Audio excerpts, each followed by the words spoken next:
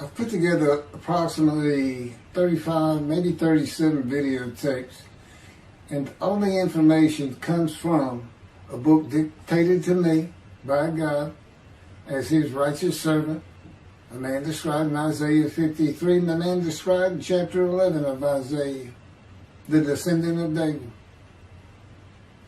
the twig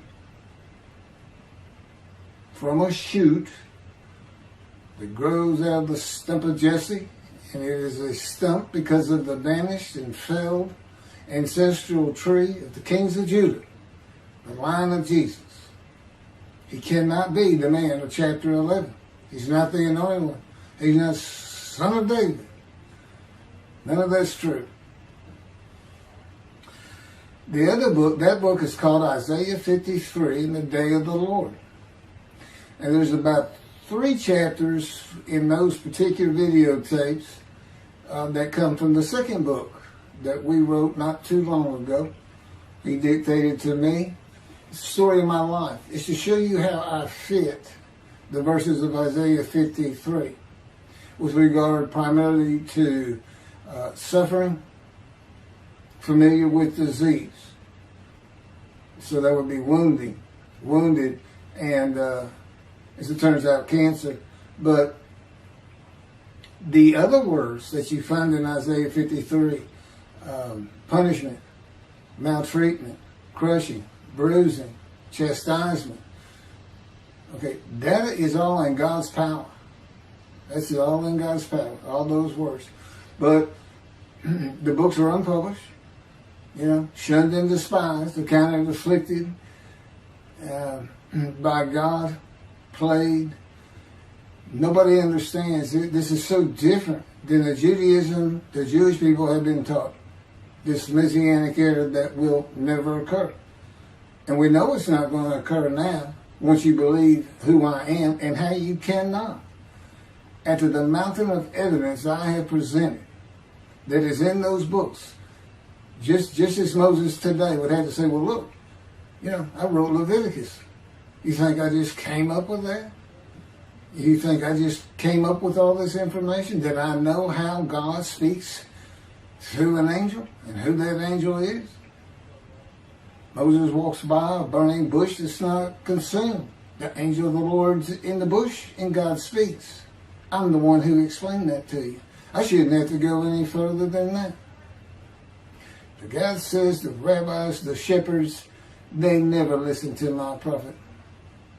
They think they know everything. Well, I'm going to keep showing that they don't. This is primarily for the people who listen to them and not them. I don't expect them to ever respond.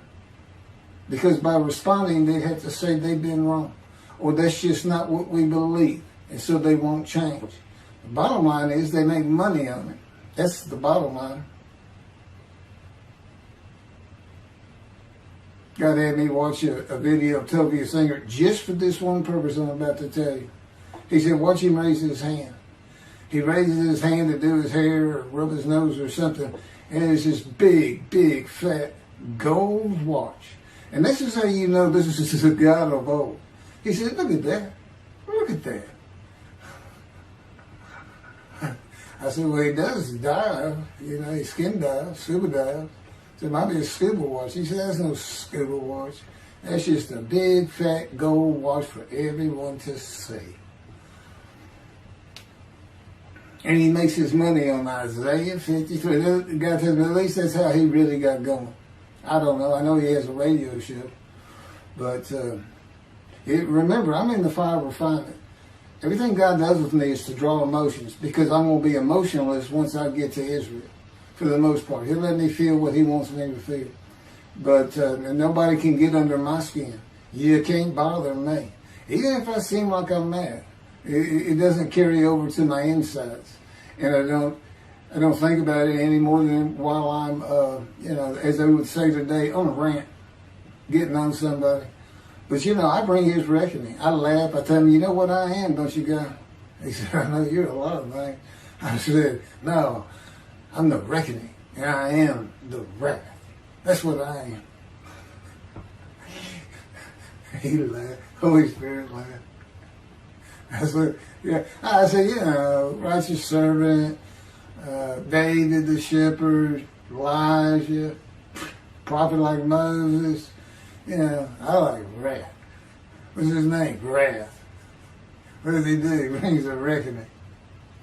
But anyway, I'm going to go through these early years of mine before God spoke to me. It's chapters 1 through 6. Chapter 7 is God speaks to an atheist, and I've already videotaped that. Walking with God, and something on visions and visuals. So the first chapter, this is what he told me to write down birth and tragedy. I was born in Bryan College Station, Texas on February. This just in from the Holy Spirit, yes. Like you couldn't ask me before I started. Yes. Oh, this is only for the people who come to believe in me. I don't expect anybody who's been viewing these materials and, nobody's really subscribing, a handful, to be believed. Again, I can't imagine. I don't know what you people want. I don't know who you think's going to come to do something different. How are you going to know who David is? I mean, according to Judaism, there is no description of him. How are you going to know who he is? All this being presented, and I know Jewish people have seen it, only 60% of the views are coming from the United States. Now, I don't know that means 40% is coming from Israel. Probably not. You got Canada that's be a big follower on my WordPress site. And really just all the countries of the world at one time or another have looked at some of this information as I wrote my blog, and the blogs became chapters. But I'm assuming some Jews have heard of what some man is saying he is Moshiach, and they're watching. Well, this is for those who come to believe, the people who want to be the witnesses, the many made righteous. By my knowledge, by the things I can tell you that God would have me say to you. So, this might be bored to tears with others, but it does show suffering, pain, and emotional pain, my background, and just who I am. Not just some kook out here.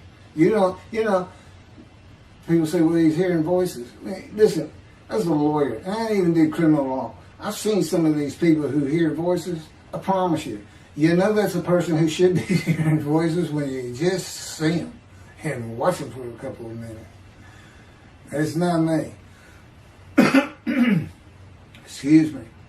Okay, I was born in Bryan College Station, Texas on February 21st, 1957. And that's interesting because that's the year the first satellite went up.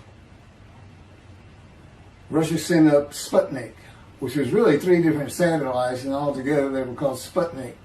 That is considered the dawning of the age of the internet. Now, I've asked God, how did you select me? How did I be blessed with this and learning all these things with this crazy life that I've had? And but he won't answer me. He's gone poker. This poker guy, he's not going to talk. He's not going to change expressions or anything, or me giving an impression that he is. And so I tried to come up with it on my own, and that is where I started. I said, because I know how important the internet is for this. It's the only way to get things worldwide, and all the teachings that have come through it. I didn't know, I'm 63. I'm not like the young people who can just text messages without looking at the phone and all that. But he's taught me everything. He taught me how to set up Facebook, Twitter, you name it. And he would just say, go to your computer, do this, do that. Commanded and directed to become very good at the computer and, of course, word processing. I'm a regular secretary, except I still henpeck with one finger. I used to. But God says that's to show you I have perfect use of this disfigured right arm. It just doesn't have muscle in it, and my shoulder's shorter. Anyway, I was born in Bryan College, and that's where Texas A&M University is. And my dad was attending Texas A&M when I was born. I graduated from there 22 years later, which is a story in and of itself. So I was born premature in the 7th month of my mom's pregnancy. I was born in February, and there were many complications. My parents were told I would not make it through the night, and they should just take me home. Mind you, this is 63 years ago. The biggest problem was that my insides had not fully formed, and it was impossible for me to take milk. Mammy, my great-grandmother, told my parents, boil rice. Feed him the rice water. It's got all kinds of nutrients and minerals in it. Dad says he threw out a mountain of rice those first few months. And it would not be my last encounter with death. So my dad graduated and we moved to Metairie, Louisiana. And his first job is an oil and gas geologist. He looks for oil and tries to sell deals to people who can raise money to drill. He gets money up front and a percentage of production once they get their money back. That's what he's done his whole life. And I became, as a lawyer, I became board certified specialist in oil, gas, and mineral law because I had found it so interesting.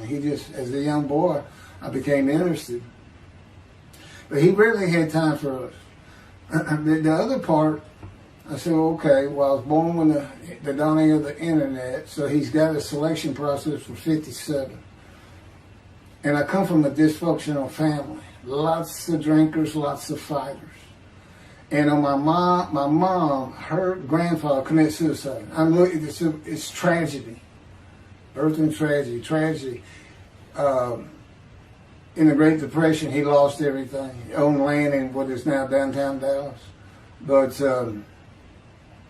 But then when she was about 4 or 5, her mother went down to the Market Square in Crockett, Texas, small East Texas town. Everybody has their courthouse in the center of town, and there's streets on either side with stores. She went to the hardware store and purchased rat poison.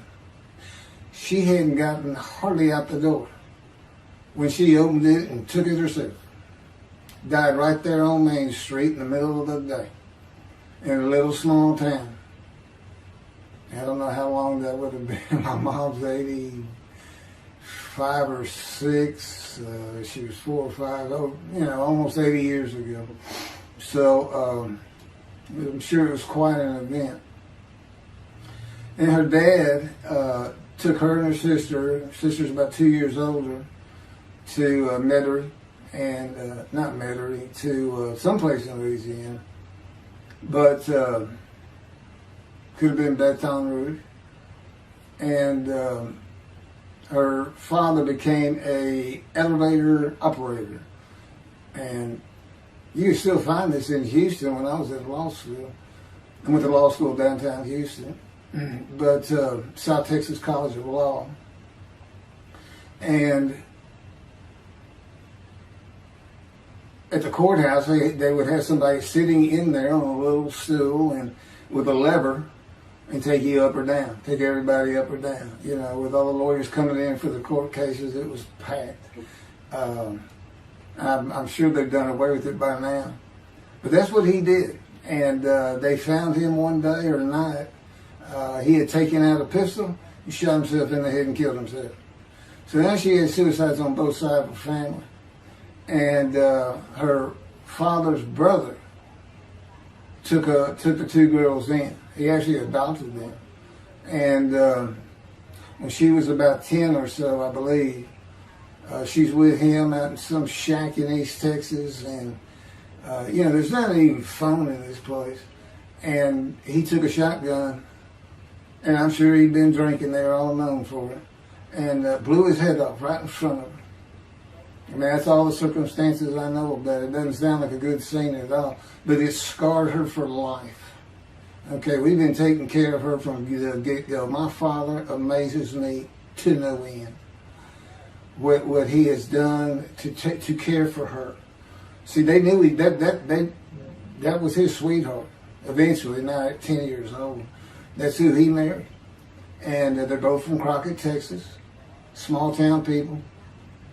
I still take care of them. They've taken care of me for 10 years. God took me from society. He made me quit law terminate my law license in Hawaii and Texas, and took me into poverty. I've been in poverty for 13 years until I just now filed for Social Security early. But I give them more than 90% of it to make up for everything they've given me for 10 years, 13 years. While I'm in God's fire of refinement, learning everything I need to know. And I have learned much. There ain't any question.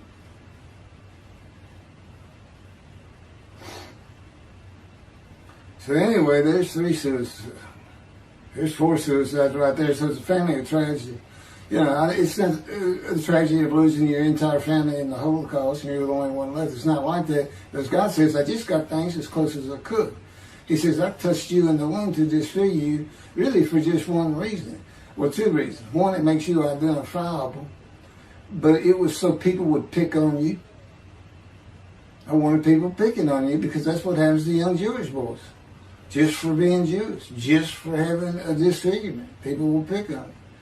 I've told him since, I don't even really recall many people saying anything to me. He said, that's because you look like you crawl all over them. They did. And I did. I was always just say something, anything. That's just the way I was just angry inside. And God's taken all that away. But I can still go on a good rant. But, and then my mother in the 60s, young people may not know this, but that's when, you know, the Woodstock and marijuana, LSD, everything started getting big. And at the same time, doctors were just handing out pills left and right. Valiums, painkillers, Percocets, you know, just asking for it. They were writing scripts. And I know today they put a lockdown on that, but she got heavy into it and drunk all the time. I'd have to come home from school and stay with her, and she became such a different animal, a different person when she drank. She became a little girl, you know, and having your mom act like that and slobbering, and, you know, I'd go in there to be Valium dripping out of her mouth with a bottle of booze by her. So it was an ugly scene. And so I came from a dysfunctional family, so I think God wanted that. And He's there with me from my first year to make sure that I live a life of suffering. He orchestrated many of my wounds. And He's taken me back in vision to see these things. And His visions, one thing you don't pick up in the Bible, when I say Bible, I'm talking about the Jewish Bible, the Hebrew Bible, that's not, unless I say otherwise. Which is like when God says, my peoples. If He just says my peoples, He's talking about the Jewish people, the chosen. I mean, He may say the peoples of Moab, or just by the context, you know, He's referring to another group. But that comes up all the time. So to add to that, she tried to kill herself a few times. And when I was 10, my dad was at a Texas A&M game in Dallas. And I know it was 1967, so I was 10 years old, because I'm very familiar with that particular game. It was against Bear Bryant and Alabama Crimson Tide. And he had coached at Texas A&M. So as you can tell, me and my dad are big Aggie fans and football fans. But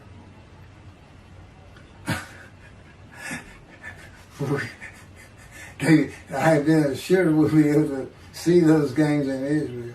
Somehow it might be technically. He said, we'll get it. That's the Holy Spirit. We'll get it. I said, he's so funny. I don't know where my sister and brother were, but I heard some noise and I went down. It was about 1 or 2 in the morning, and our stairs curved, and there was a little bay window cut out, and I looked down out into the living room. She's laying newspapers out, and I just sat there watching. I didn't know what to do. And she got down that paper and took out a butcher knife, not a razor blade, a butcher knife, and opened her wrist up. And this happened again years later when I was in high school. She opened her elbow up, and that was god awful. I don't know. But before she bled out, my dad opened that door. I sometimes think she knew he was going to be there soon, would probably save her. But it didn't look good, and I hated myself for not doing something. Maybe that's why I was so angry. Anyway, because I didn't do anything, I just sat there. I couldn't move. I don't know. I don't even know what I was really thinking, really. But I can't. What it did is it told me how much her uncle blowing his head off must have done to her. That must have really hit you. I had nightmares my whole life, but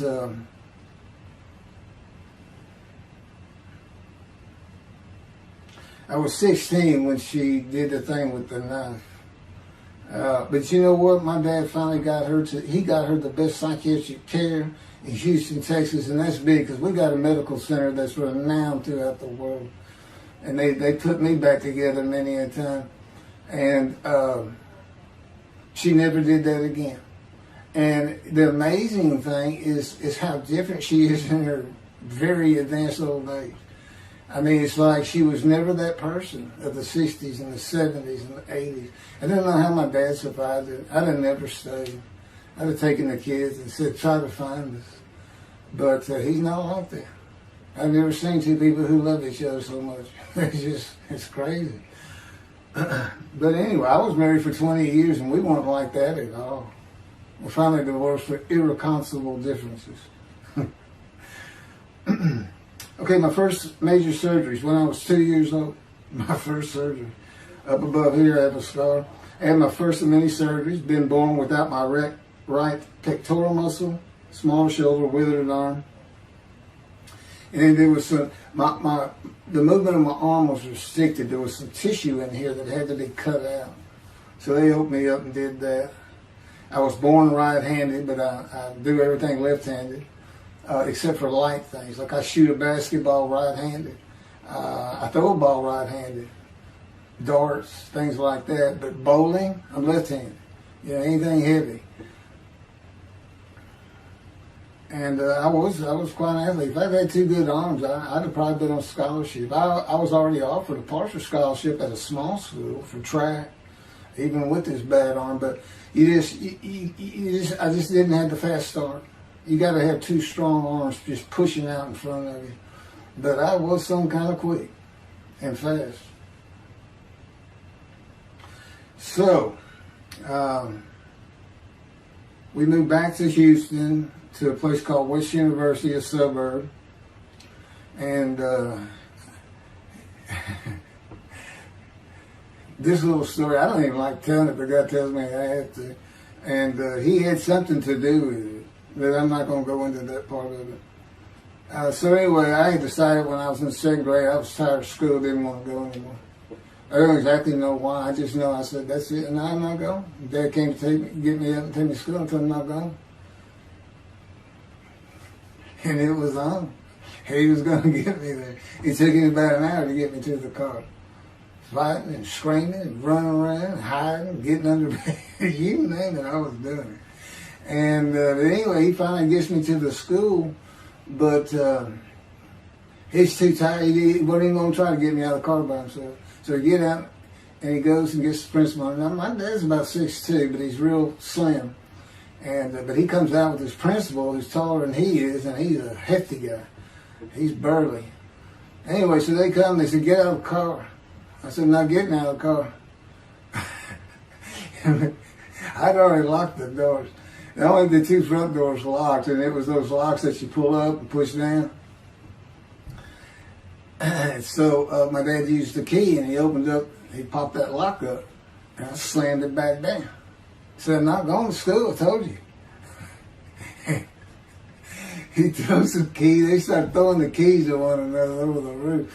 The principal was driving the same thing, and I'm slamming his door, I'm leaping across the car. Man, I don't know how long I went, but they finally, in 5 minutes maybe, seemed like an eternity. I was terrorized, that's the way I look at it.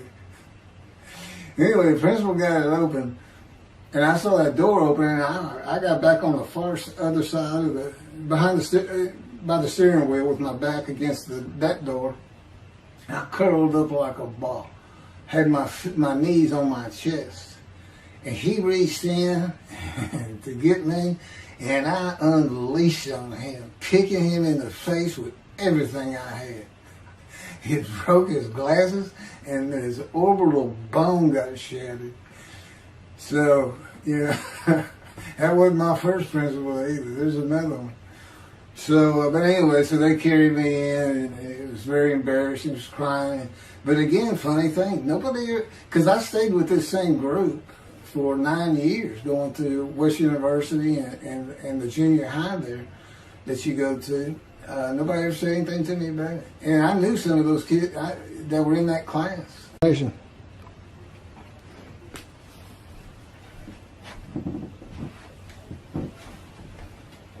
My camera only goes for half an hour. I can see on the screen that I have pointing towards me that when it runs out and I have to turn it off and turn it back on. But anyway, that ended my fight with my first principal.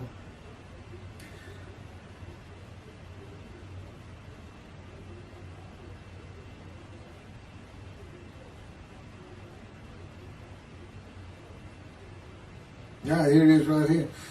I just got to help me put these together. In the 10th grade, the principal of the school told me to cut my hair. You know, I had long, blonde, wavy hair, well past my shoulders. Again, this was, I graduated high school in '76, and this has been junior high, so it's in the early '70s, but it felt like the '60s still. And I kept in a ponytail. It was neat. It was a school-wide policy. I think I was one of the last people to cut his hair. I was hiding all the time. I was always on the alert for the teachers that would turn you in. But I went and got it cut. I told the barber right at my collar. Sat there in the chair, cut it right at my collar as I was instructed to do. And then I was commanded to return to the principal's office. And so I presented myself to him. I sat down in the chair in his office, and he gets up, walks behind me, and grabbed me by my hair, back of my head, and jerked my head back fast. And said, "It's still over your collar." Now, I don't know if I did a backflip out of that thing. I can't really recall. But what I do recall is it took 3 people to get me off of him. And I was permanently expelled from school, which ended up me leaving home. It wasn't a runaway. I'm just out of here. I'm tired of everything and everybody. I ain't going to school ever again. Hate school, always there. That was me. Yeah, they had to pull me off of him. I understand through a friend of mine, he said, my brother went to that school. He had some stories about that guy. I told the guy, I said, it wasn't me. It's him. Second major surgery came when I was 12 years old to try and repair my right knee and just below it. I was running full speed in a field. High grass and weeds with a family dog. And God says he had something to do with what the dog did. For no apparent reason, just suddenly he was running at my side. And he just bolted, he just stopped going straight, took a hard left and went right between the legs. I go sailing in the air and I came down on my knees, except my right knee came down on a broken Coke bottle, Coca-Cola. And they used some thick glass back then. It was stuck nose down, way down. It was all broken up, but it was the bottom all jagged that my knee just, they said it went to the other side of your knee. They said, you got that whole field in your knee. But when I got to the hospital, I sat there for a long time. The first doctor that came in and just told my mom, right in front of me, I'm in the room, he said, I can't repair that. It's not repairable. We want to take it off. You can't use it. And I already knew that because as I started screaming and yelling for my dad, he finally came back. This field was behind our house. There was a chain link fence, and then the field. My dad finally heard me. He got over. He saw the blood, and so all of a sudden he's scared to death. I'm going into shock, and he got me to put my arm around his neck, and he said, "Can you walk on it?" And I tried, and it just collapsed. It was useless. It was awful. And then I had to climb over that fence. And my mom was going crazy and screaming and crying. And he had to go take care of her. I'm sitting in his bathroom with my leg all opened up, and I'm just getting sicker and sicker, nauseated, scared. I was a cripple. And but anyway, they get me down to the hospital. And this, like I said, the first doctors were just like, we don't know what to do. And just right then, and God says he knew he was going to be there. This doctor walks by, and my mom recognizes me. And she goes, Dr. Kane. And she runs out the door. Well, this is Dr. Kane. Her mammy that I mentioned earlier, in her old age, very old, maybe been in her 90s, I don't know, late 80s, but living with her sister, broke her hip. And this doctor repaired it. This is a long time ago, people. Repaired it, and she actually walked again with a walker. I remember. But that's who this doctor was. And she said, my son, they're going to take his leg off. You've got to come look at it. And this Dr. Kane actually became the medical doctor for the Houston Oilers. He repaired many in the before and after me. I guess that's what he specialized in. But he was there at the hospital just to do rounds. He wasn't dressed for surgery or anything. But he came in that room, and I mean, he was livid when he looked at my knee and knew how I'd been there for like 5 hours at this time. And he just started barking orders about getting me prepped for surgery, and he takes off to go get prepped. And they literally ran me down to surgery in a gurney. I mean, they were trying. This kind of fear he put in everybody. Anyway, I was in the hospital for weeks, and I woke up with my leg. I was glad of that. But I had a cast from my hip to my ankle. And he told me, when I finally was being released, he said, if you put any weight on that leg, you'll never walk again. So, I can't remember, 6 weeks. I don't know how long it was that I had that cast on. It wasn't my first cast, it wasn't my last. Or maybe it was my first. Maybe it wasn't my last. That's another story. We're not getting very far. There's 6 chapters. I'm barely getting through the first one. But what I'll do is I'll just do 6, just like I did with Isaiah 53. I did 6 or 7 videos, 7 I think. But then I joined them all together and put it as one video, the definitive commentary of Isaiah 53, which comes straight from God, by the way. I mean, you can contest what I'm saying all you want, but it makes perfect sense. For the first time, Isaiah 53 is explained. Now, how did I become the smartest religious Jew in the world who can see that? And what the wounding and the punishment, everything's about, and how it's really, in some ways, a snare for the Gentiles for the day of the Lord. Because he knows he can take me and just decimate any argument they want to put forth.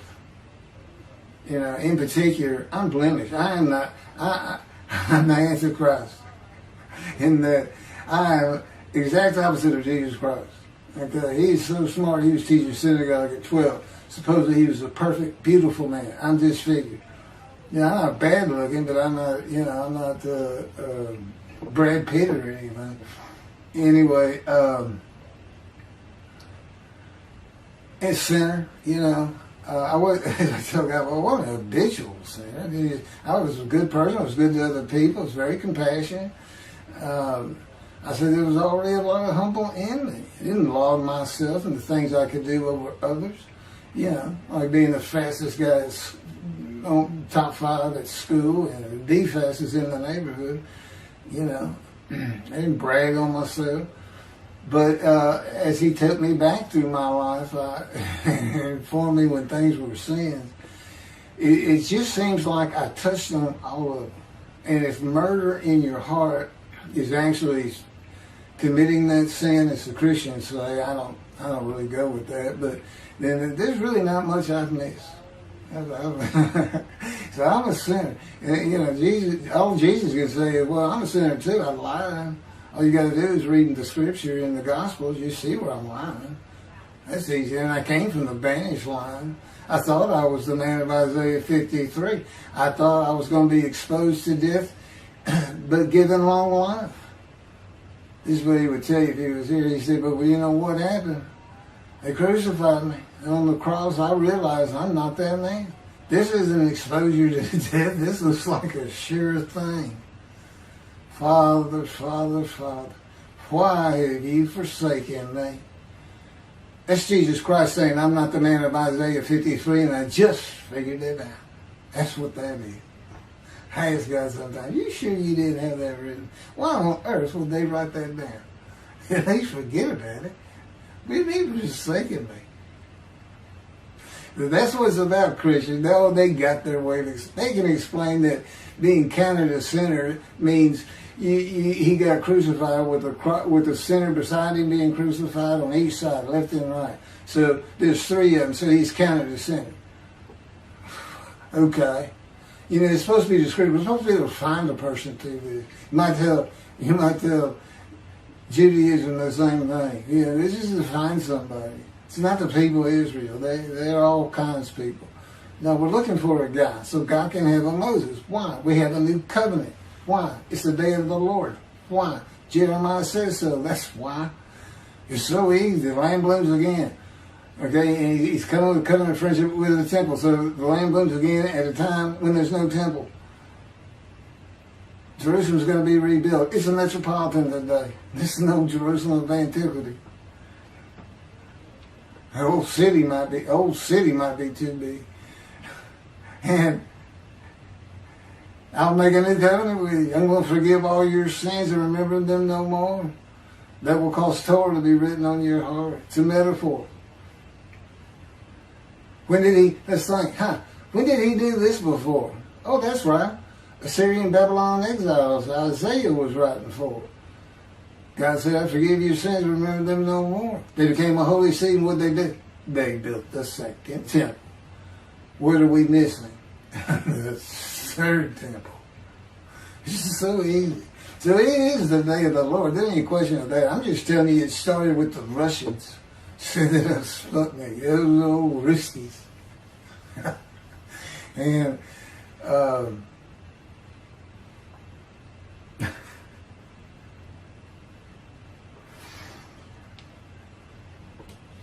and he's bringing the covenant, but he's got to have a Moses. He said himself a prophet like Moses. So he's saying it's Joshua. No, it's not. God needs him today, the day of the Lord. And guess what? He gives us a description of him.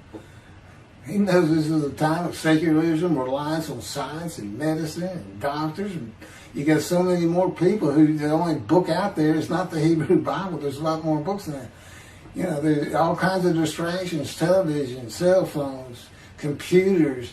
Back then, you just sat around and said, what do you think God's doing? I don't know. Wish he'd send some rain. It's just, I said it's easier to get them back then. But here it is. It's here. And God said, you see why I put shun and despise in there? Because for a while I said, God, this is before we really got the books done and everything. I said, I'm just sitting in a room. I can't really tell anybody shun and despising me. Counting me plagued, afflicted, and by God and everything else. He said, well, how you feel now that we've been putting all this on the internet and everything? I said, I feel shunned and despised. Yeah. I can tell they know. There's no question this hasn't gotten back to those two. I said, you keep attacking them like this and I'll be certainly sure, just in case I'm wrong. But, because he won't actually tell me, he won't tell me anything, this is a rule of thumb, he won't tell me anything that I cannot find out or become knowledgeable on or informed on of my own, which means about nothing because we're in a room all the time. The adjunct of the Holy of Holies, what I call it. I live in the I'm like the priest the only person who could go into the Holy of Holies was the high priest. And that's what I'm like. As a matter of fact, God had me write down, just as he had David write down, a new Psalm, 151, where God said, and it's on a video, where God is speaking. Where the Lord came to me and God said, quote, and within that, he says that he declared me. We actually used the psalm where he declares it for David. He declared me an eternal priest in the order of Melchizedek and King David. and a rightful king, small k, and a rightful king. And he also declared, I'm the righteous servant. I mean, that's God talking. I mean, he's using it. When he dictated to me, it wasn't, to be written in my personality. That's him. That's him doing a new song. So, because he does that. Even in the writings, the person doing the writing, whatever prophet it was, or Moses, or David, if he wrote Samuel 2 and Kings 1 until he died. As I said, God says, just assume the central character is the one I had writing, because their lives change when I come to them, just like mine's changed. This is not anything I could have ever conceived or even bothered thinking of. I'd have never read the Bible my whole life if he hadn't told me, we're going to the bookstore and get you a Tanakh. That was 13 years ago. And my answer was, what's a Tanakh? I didn't know anything. And look at all this knowledge. But this is it. This is the only power he's going to use in creation. He's not going to perform miracles. He's not going to have me performing miracles. And he's not. He said, the only power I'm going to use is on you. What I can get you to do. He said, I can take a Gentile Texan and take him to Israel and get my temple built. Okay. He said, because that's what you say to God all the time. Okay. And one night, I hadn't even read Isaiah 53. He didn't come to me and just say, offer yourself for guilt. I crushed you with cancer. It was me that did. That's not, I wouldn't have known what he was talking about. We finally get to Isaiah a couple of years later. He said, Keith, read Isaiah 53. I said, okay. And so I read it. I said, okay, finish it. He said, who do you think that is? I said, I have no idea. I can barely read it. I didn't know what it's saying. I said, I think these two verses ought to be up here. I said, you sure nobody messed with this thing? He said, nobody messed with it. It's just how I had Isaiah writing. He said, that's you. I said, oh, okay. And I couldn't help myself. Good luck convincing anybody. I can't even say what it's saying. He said, before we get done with it, and he's right. I've been over that thing so many times. From my original version of Isaiah 53 that he dictated, or told me how to put together, but every sentence, every word is, we've changed it up and added things. I've learned things. Like I didn't know about the test of devotion. I didn't know why the angel was leaving early in Malachi 3, but I do now. And all that would cause an amendment to my midrash on Isaiah 53. And, the book has me, these are all on videotapes now, me and Rashi. Rashi, the first one to come up with this is Israel. And, I look at his answers and I just shake my head sometimes. You should see his answer in Malachi 3 for the angel of the covenant that you desire. There's only a covenant of friendship and the covenant of Jeremiah. And this is his answer. It's midrash, so he just takes a section of the angel is on the way, and it just says the angel of the covenant. And his commentary is the angel that avenges the revenge of the covenant.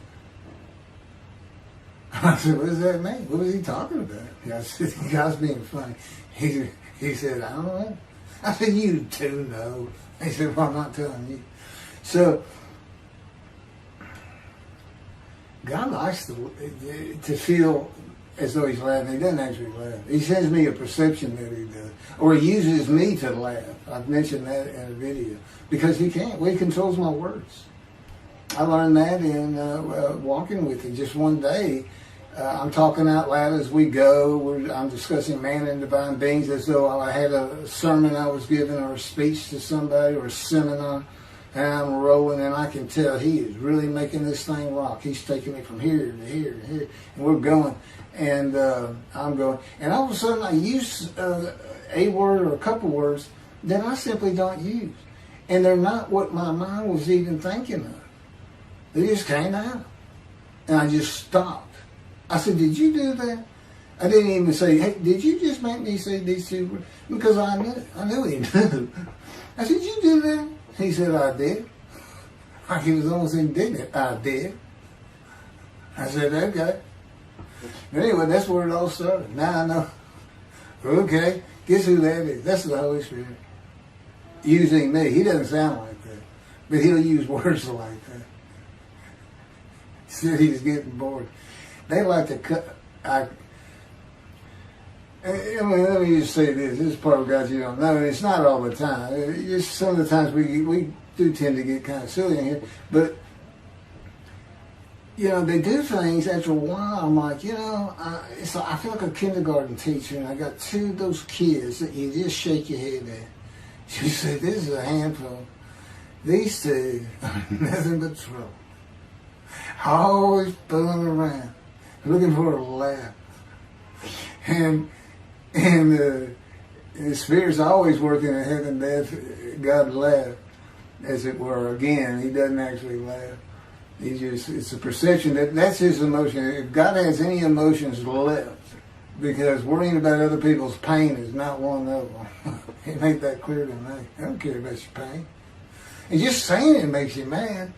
He says, see him drawing anger. And he'll do stuff so many times over and over. He says, it's easy because now it irritates the fire out of it. He just started. I said, how do y'all keep doing the same stuff?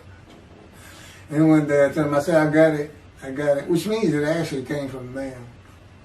I got it. You never grew up. You never got sent to your room. You never had to climb that mountain to achieve something. Put yourself out there. Nobody's ever whooped you. He said it. I said, that's what it is. You never grew up. That's what it is. Yeah, I'm dealing with the child God. That's what I'm dealing with. That was my argument. And then he came down as mean, very serious, mature guy. And I didn't bring that argument up anymore. But that's how it gets with me sometimes. It's an incredible lot. For me, I'm not going to get to him. I guess I'm at the end. I'm getting close to when I got shot. I thought that was a new chapter. Oh, it's not. Well, I'm going to pick, this is getting long. Anything over half an hour, we try to stop. Now, my Isaiah 53 is 5 hours. But, you have to watch it all at one time, of course. He doesn't hardly let me watch them. Yeah, I don't even watch them before they get posted. He said, no, you watch it later. Because it comes on my TV that he got me. And I didn't know at the time it was going to be, that he was serious about doing videos. And I certainly didn't know about making it a backdrop. He decides everything. He tells me when to eat, when to get up. I don't sleep hardly at all, 2 or 3 hours a night, and sometimes less, and take a half hour nap sometimes. But I found out I feel fresh. I don't need that much sleep. He said, well, you're not really doing anything. Why do you need a lot of sleep? And see, that used to make me mad. Now I just laugh at it. Thank you very much for listening. I'll pick this back up on another video, and eventually I'll put these first 6 chapters, just like I did Isaiah 53, because it's a book that he dictated to me. I can't get it published. I'm going to put it on YouTube. That's why I'm reading it. And as I said, if you don't want to listen to it, don't listen to it. But the information that's in these books and in those videos is, that's my proof. And quite frankly, God says if that's not enough for them, well, that's just too bad. Utter destruction is what they end up getting.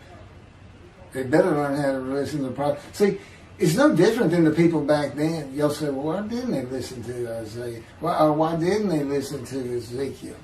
Why didn't they? They laughed at Ezekiel. That's what Rashi says in his commentary. I didn't know it was laughing at him, but they just ignored him.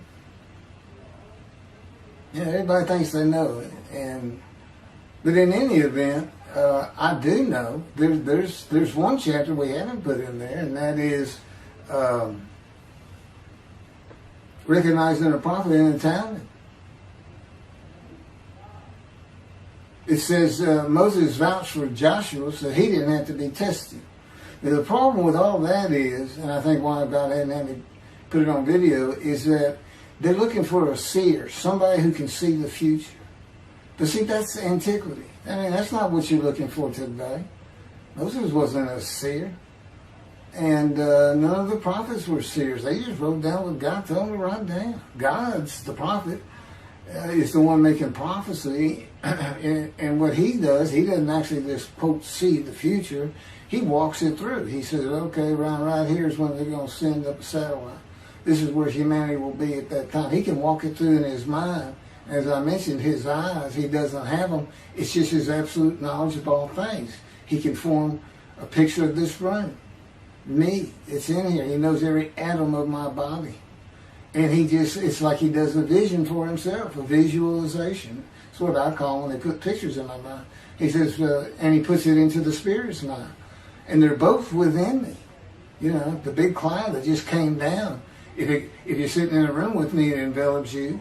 But it engulfs me, it goes through me. My little spirit cloud becomes part of the big cloud. That's why God is in his spirit. Here's the elements of spirit, here's the elements of God's presence, his mind. Two clouds, they just come together, they can be together. Okay, but God's still one. He created the other cloud. And then in this room, filled with them, my little spirit is like a little cloud that just came in and part of it. That's who I am. That's a man in divine beings. Okay? No, it's like nobody's really expecting it. Well, maybe it's because you didn't know these things. And now they want, I get the feeling, shunned. Shunned means I'm not looking at that. It sounds like a kook. We by faith, by the fundamental principles of Rambam from the Talmud, from his diagnosis of the Talmud. Why don't you do your own? Why don't you throw the Talmud out and learn some new stuff? Why don't you get out of antiquity? Every religion has an end times like that. Every religion ends up with utopia for its people. Everybody. Well, don't be like everybody. You're the Jews. Throw that out. Let's get practical. Let's have God in our midst again, in a man like he was in Moses. Let's point at him and tell the Christians that is the man of Isaiah 53. Here's what it's about. God said he's coming back. He told us, we're not waiting on him like you. And he said when he was coming back, he false prophesied 5 times. He ain't coming back. He wasn't who he thought he was. He told us on the cross. I'm not the man of Isaiah 53. He tells us. Well, that's what he doing. Father, why'd you forsake me? I'm about to die. What do you think he's talking about? What do you think he's thinking about? You're not supposed to die. He thinks he's the man of Isaiah 53. So do they. It's mind-boggling because I'm the man. And there's nothing about me that says Jesus Christ. Nothing. You should hear me cuss God. I've cussed him trying to die. I begged for death 1,000 times. He said, it's not been 1,000 times. I said, it's been hundreds. He said, well, that's true. You have cursed me more than any man in the history of mankind. And he said, and you did it face to face. And I said, you shouldn't make me so mad. He laughs, y'all. He laughs. When I'm cussing him, he makes him laugh. And oh, you're kidding, that story? He gave me his perspective. This is how he did it. He said, Keith, imagine you created ants. And ants are living beings. In other words, they can think and they have emotion. Okay, you get a great big ant farm over here in your room. Okay, you decide you're going to get one ant to get all the other ants to do stuff. But you got to get him ready. And you get him ready the way I'm getting you ready. Now, he's mad at you. Right? I said, yes. Yes. And he said, now, magic. I'm always laying in this bed. I got a big table. It's got a microwave on. I put my computer on. I got a big fan I like to have on. And he said, look over at that table. Now imagine that ant got loose. And he is crawled up. And he is standing on the corner of that table. And he is giving you the what for in ant language. I mean, he's going. And he's turning around and shaking his butt at you. And he's cussing. And all this. And all you got to do is go bump. And he's gone. I said, that's funny. And it is. And that's how he, that's what it does to him with me. The spirit will rile me up. I call him a troublemaker, troubler. He's so funny. But God's so humorous. There's a difference in their humor. Okay, that wraps up. I'm told that does wrap it up. I'm going to pick up a gunshot. I guess it was worse than the accident to my knee. They ended up opening me up from between my breast and my pelvic bone, and now it's been 3 times. And eventually, the lung cancer and colon cancer and skin cancer. But the lung cancer is when they told me you should have died from the colon cancer. He said, but this is it. We can't treat that. It's too advanced. You're gone and prepare to die. That was 20 years ago when the planes hit New York. It was the planes hitting New York that got me up off the ground one last time to see one more doctor. The life of God's righteous servant of Isaiah 53, chapter 3, gunshot. Shortly after I recovered from my knee injury, I moved to Fort Lauderdale, Florida. I was not happy about it at all. It turned out to be a lot of fun. I made some great friends and celebrated my 13th birthday. My only injury in Florida was having my front teeth shattered and knocked out, requiring caps, which was more of an ordeal than I would have imagined. We returned to West University in Houston after 2 years. My mom was not doing well at all, and it was getting close to her second suicide attempt. I was back with my old friends and did not have much supervision from home, and I failed 9th grade. I made my own decisions, and I rarely listened to others. After being set back a year at junior high school, I made a few new friends, which led to my next serious injury. My best friend was a Spanish-Italian whose father was from Sicily. And he kept a machine gun in a violin case in his office at the restaurant he owned, where his son and I were waiters. It was called The Godfather. My friend was the best pool player I've ever known or played with, an absolute natural. I will call him Antonio, but that's not his real name. Antonio's girlfriend was a Jewish girl. I will call Rebecca, but that is not her real name. Antonio was a Catholic Christian. Rebecca did not practice Judaism, and Antonio did not go to church. I was a confirmed atheist, and we never talked about God or Jesus. Rebecca's father had foreclosed on a ranch about 8 hours from Houston outside of LaGrange, Texas, Fayette County. LaGrange was famous for the Chicken Ranch, which was an illegal brothel that operated from 1905 until 1973. The business served as the basis for the 1973 ZZ Top song, LaGrange, and the Broadway musical, The Best Little Whorehouse in Texas, as well as its 1982 film adaptation. T.J. Florney was known as the meanest sheriff in Texas. In the coming weeks, I would be interrogated by him outside of Shock Room 3 at Dental Hospital in Houston. This is an excerpt about him from an internet article.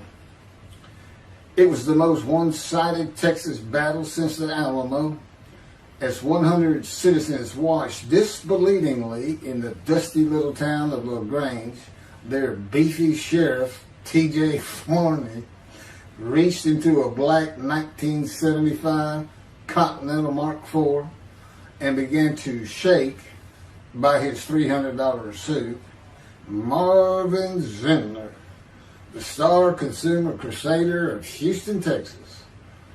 That's from People, June 17th. Next, the sheriff tore off Zindler's blue-white toupee, waved it in the air, and then finally ground the rug under his cowboy boots. Behind Florney's fury was the fact that on Zindler's last assignment in LaGrange 18 months before, he had filmed an expose which resulted in the closing of a critical part of the local economy, the Chicken Ranch, a legendary body house. Antonio, Rebecca, and I first went up to the ranch in the summer of 1975. There was a small ranch house and small lakes with horses roaming around loosened pastures. We decided it'd be fun to try and catch one of those horses and go riding. The next time they went to the ranch house was in Rebecca's father's Mercedes-Benz. Two-door convertible Mercedes-Benz. I sat on the hood of that Benz with a lariat while she tore through fields trying to run down a horse for me to rope. The horses could turn too fast, and we never got close enough for me to rope one. What we could and did do on the next trip was bring guns. A 30-30 rifle, shotgun, and two 22 caliber pistols with holsters. As a backdrop, Antonio and Rebecca had broken up as boyfriend and girlfriend, and her attention had turned to me. I did not believe that caused any friction between Antonio and me, but it should have. It did not seem to be a source of animosity of Antonio towards me in any event. On October 5, 1975, we were all back at the ranch having a great time. Tony and I were shooting at cans with our pistols and practicing a quick draw from the holsters. We were standing shoulder to shoulder, about 3 feet apart, and he was a little forward of me. Rebecca came up behind us, between us, and said she wanted to shoot. Antonio passed his gun to her, and it fired when it was going by me. The bullet went on a straight line through my bladder, intestines, and colon from the front right and lodged in the back of my left buttock in my backside. I could see the trajectory in my mind. I fell to the ground, and Antonio fell on top of me, rolling me over and over. I think he was looking for an exit of the bullet. I told him to get me to a car and get to a hospital. Felt like Babe Ruth had swung a bat up between my legs. I never once thought of God. On a big ranch, there are several gates for different sections of land and different purposes, usually with chains and a lock. When we got to the first one, I told Antonio, drive through it. I told him to ram it. I knew I was dying, and all I could think of was, you have got to hurry. I didn't panic, but I had never been so afraid and had never felt fear like that again to this day. Sometimes I think I have forgiven Antonio for accidentally shooting me, but I have not and cannot forgive him for stopping at those gates. I'm still mad about it. I was seriously angry at him. We got to the LaGrange Hospital before noon on a Sunday. They had to call the doctor to come in. I asked the nurse for something for pain, and she told me my vital signs were too low. That if she gave me a shot of morphine, I'd drop dead right there. It would kill me. No pain medication. The doctor came and looked at me and said there was nothing they could do there. He told me they were getting an ambulance to take me to Houston, Bentab Hospital, where they operated on gunshot victims all weekend long and do to this day. It's a trauma hospital. Many young doctors from Baylor University, all around the state. It's the high desirable place to be because you're cutting all. If you want to be a surgeon, you're cutting all day long. I knew one thing with the certainty. I could not pass out or fall asleep. If I did, I would not come back. In an ambulance, I talked to two fellas that were tending to me, as much as anything to stay awake. I asked them such things as what it was like to be married, graduate high school, have a career job, but my mind repeated over and over, you have got to hurry. We arrived at dusk. This happened before noon when I got shot, so now it's getting dark. When the ambulance opened, my brother jumped in to help. My mom was standing by the entrance to the shock rooms in her fur coat. She later told me that since Bentab was a public hospital, it might help if they thought we had money. I didn't see my dad, but my sister told me later, the whole way to the hospital, all he could say was, to God, please don't take my boy from me. I had stayed awake for some 6 to 8 hours in awful pain. They took me to shop room 3. It was filled with people giving orders and very loud. On the table, the nurse told me she had to put her finger in my bottom, which embarrassed me. And I raised up like a sit-up and saw nothing but blood rushing from my bottom onto the table. You have to hurry is all I could say. They finished prepping me for surgery and rolled me to a hall in a line of others awaiting surgery. Then someone was saying my name, and I opened in to see T.J. Forney, Sheriff of LaGrange. He wanted to know if I'd been shot intentionally, what we were doing at that ranch, did we have permission to be there, and et cetera, et cetera. I told him I thought it was an accident and to leave me alone. I never saw him again. I didn't have to wait long. The orderlies bypassed everyone in front of me and took me to surgery. I awoke in a large room with about 10 beds on my side of the room and 10 beds on the other with other patients, and I could hear moaning and crying here and there. It took a few moments to remember what had happened and why I was in there. I fell back asleep, and when I awoke, my dad was telling me he would have me out of there into a private hospital as soon as possible. It was the next day when they transferred me to the Methodist Hospital in the medical center where they had operated on my knee, and I had spent weeks there. I had a hose with a bag coming from my bladder and a colostomy, an opening called the stoma, which is your intestine on the outside of your abdomen, with a bag over it for going to the bathroom. I was out of danger from dying, but still very weak, and I needed to gain some weight. The track team was already getting together, running distance and cross-country workouts provided by the coach, preparing for track meets in the following school semester. I lived about a half mile from the high school. The day I got home, I walked to look at the track. It did not seem possible I could get back in shape. I was afraid to cross the roads to the school. I could not even trot to get out of the way if a car came my way. My insides felt like jelly, and I had been warned that too much physical exertion in the first 10 days could cause a stomal hernia and my intestines to start extending from my body. I was homeschooled for the rest of the semester by a private volunteer tutor, and passed classes I probably would have failed. The beauty of that gunshot was that it changed me. I was never going to graduate high school, having failed so many classes. So I set up night school classes for the next and my last semester of high school. I was 18, soon to be 19, and a senior.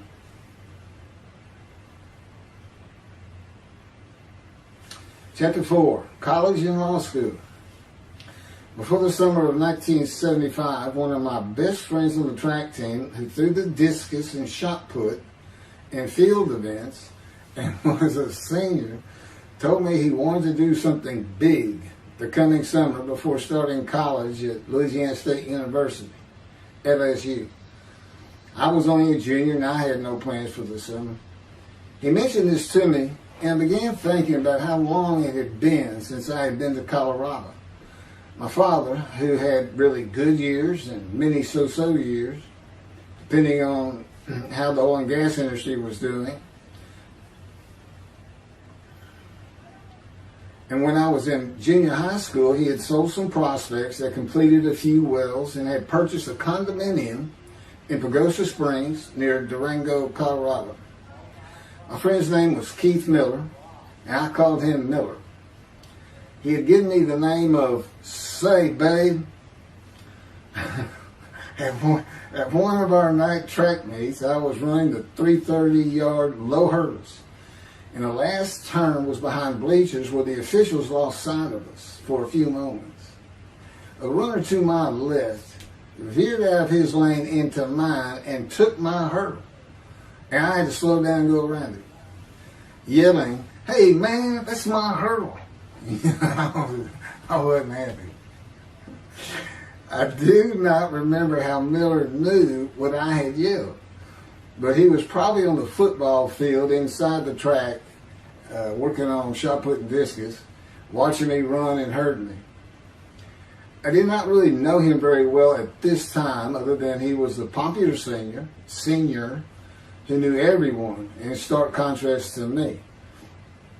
On the following Monday, I was walking down the halls between classes, and coming in the other direction was Miller, though I did not see him.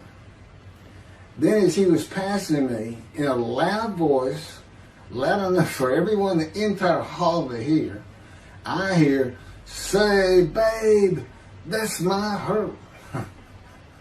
Hence, say, babe.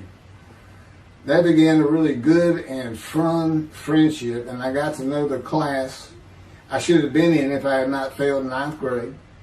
And because I was Miller's friend, I was immediately accepted by anyone he introduced me to. I found out about 40 years later on Facebook. I looked him up and we friended, that he's Jewish, and particularly because of his brother. He's got an older brother, and they look just alike.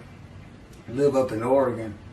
But I did not know that. It's not something we ever talked about. Just didn't think about it. I'm sure he wasn't observant at the time. I told Miller about my dad's condo and suggested we plan a trip up there, backpack in the Womanichi wilderness of the San Juan National Forest. I had hiked there while in junior high school with a friend and his little brother. I had a driver's license in my second year in the ninth grade. The prominent 13,000 foot peak is 10.7 miles from the town of Silverton, which began as a silver mining camp in 1873, and that is where I plan to take Miller.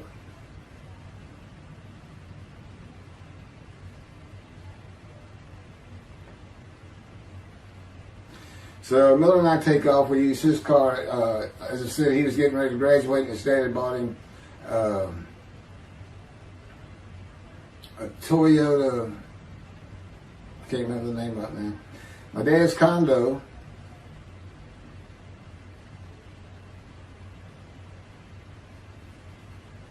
was about 60 miles from Durango, where a train depot is located that runs a train through the Womanichi Wilderness to Silverton. The train is an authentic, narrow-gauge, steam-powered, coal-fired, scenic railroad train ranked one of the top 10 scenic railroads in the world. It's something else. It stops twice in the same places to let off and pick up hikers and backpackers in the Animas Canyon of the Womanichi. At top speed of 18 miles per hour, it takes the train 3.5 hours to travel the 45 miles from Durango to Silverton. Oh, here it is. Miller had a new Toyota Celica. And after a day and late into the night, we made to Pagosa, slept, and we're at the train station before the first departure the next day.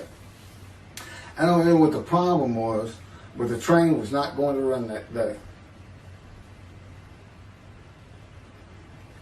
So we couldn't get to where I wanted to take him. It's just too far. We decided to get a hotel in Durango and just head down the train tracks into the wilderness and explore an area I had never seen in with the maps. We got lost. And at one point we decided, let's just put these backpacks down and you go that way and I'll go this way. Well, we did that. We met back up, and then we couldn't find our backpacks. And we did finally find them. We slept that night, and we had a big black bear episode because we had left some food out on the ground, which we shouldn't have done. And but anyway, we ended up making it back, and we had one of the best party nights I've ever had in my life. We hit the main street in Durango, which is a tourist hotspot, and we hit every single bar. You could drink at 18 back then. It wasn't 21 as it is today. And we did. We made sure it was like a go. Okay, let's go to every one of them, had at least one drink, shot of whiskey, Boilermaker, beer, whatever. I can't really recall other than I knew I had been drinking the night before when I woke up. But we did. We hit both sides of the street. I don't know how long it took us and how many drinks we had, but we just had a lot of fun.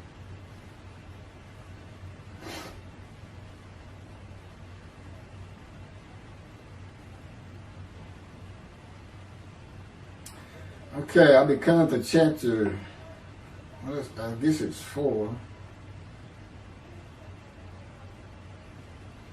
I don't know. I thought I was coming up to the cancer story, but this is different. This is getting into alterations while at school.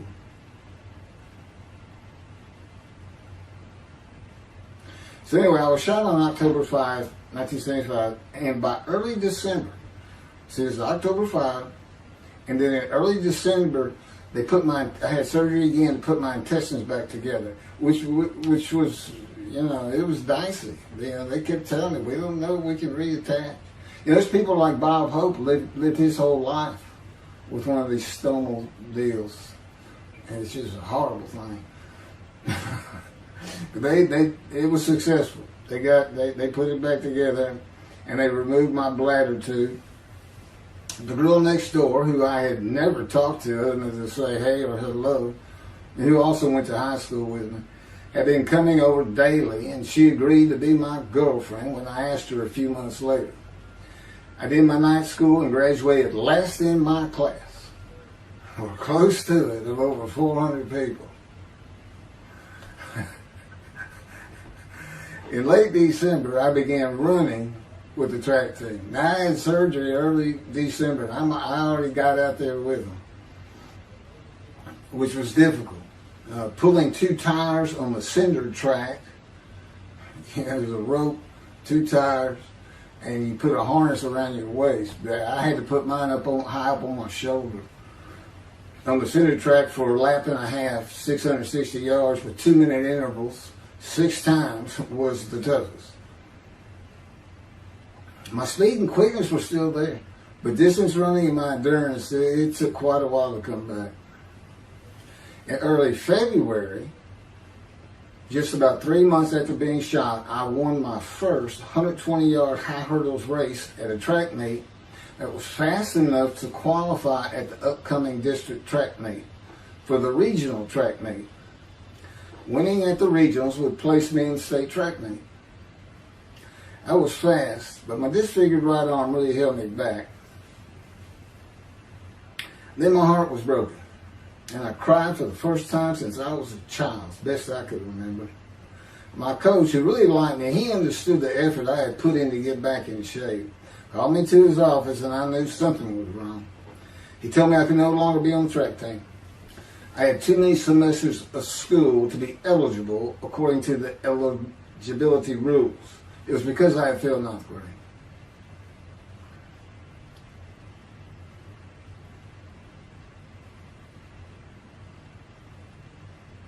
And of course, I had no one to blame but myself. Skipping school all the time, just not trying or caring about learning was why I failed.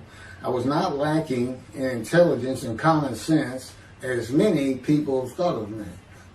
I could and often did read a complete science fiction paperback book during the school day. One day. I get them from my brother.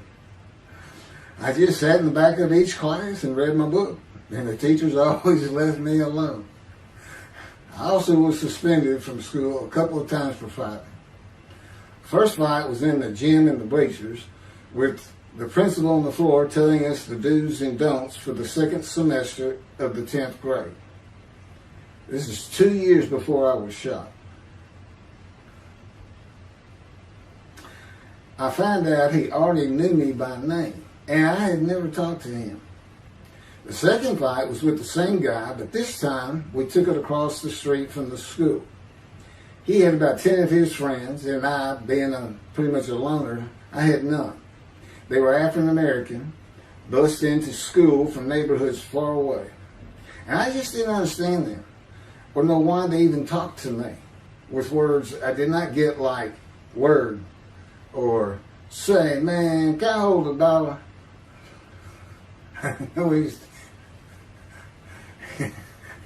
That is what started the fight in the bleachers.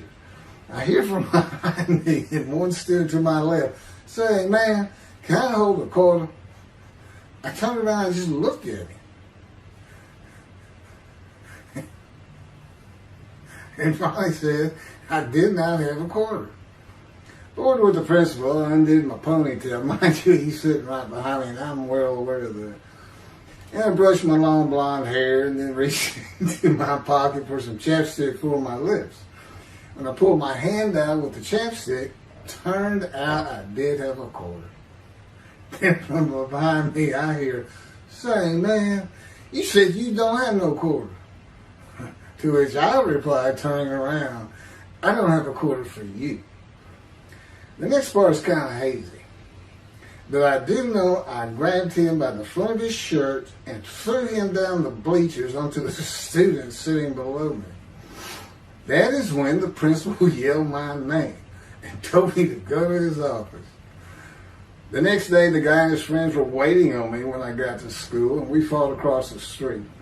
The principal had told me not to get into any more fights, and this is the fight I got suspended for. I remember being in, after my suspension, being in the men's room smoking a cigarette in a stall, and a group of African Americans came in, and they were talking about the fight. What I remember was hearing, "That white boy went Muhammad Ali on him." My favorite fighter. I even saw the Ali Foreman fight in Kinshasa, Zaire, live in the Astrodome in 1974. And some of my best friends in high school were African Americans, mostly on the track team where we could get to know one another. I still had run-ins with the general population of the African Americans, who everyone just called blacks back then. I never used the N-word and thought they would help themselves a lot if they'd stop using it. Mostly I think they were angry at being bused in from neighborhoods far away. In fairness to them, white kids did not seem to like me much either. So, yeah, I looked young even for my young age, and with my long hair, about 6 to 8 inches past my collar, I looked kind of girlish, and many people said that to me. One day a friend of mine told me what it was to him.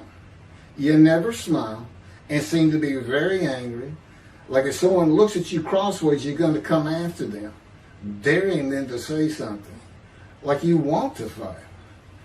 My next suspension for fighting began in middle shop, and it was all my fault. There's not a big deal to that.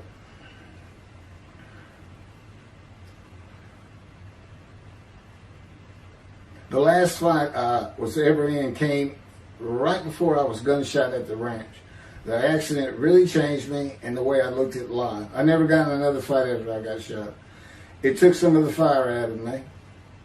My longtime friend from junior high school and I were at Memorial Park at night and walked down a train track that ran through the woods, away from the streets and recreation areas. We went to the center of a long railroad trestle bridge that ran over a bayou to wait for a train to round the corner from either direction on a single track. When a train would round the corner, we had to run and jump off the trestle after clearing the bayou. We were drinking beer. As we were sitting, we started talking about the price of gas that was 44 cents a gallon in 1975. Anyway, the trains weren't running. We got up to leave, and as we're walking down the steps, he said something about my father and about how to find oil and gas. And I turned around and just hit him with everything I had, with my right arm. And I realized, what a stupid thing to do. I called him the Big Sweet. He's huge Norwegian. His hair was white and long and longer than mine. His hand was the size.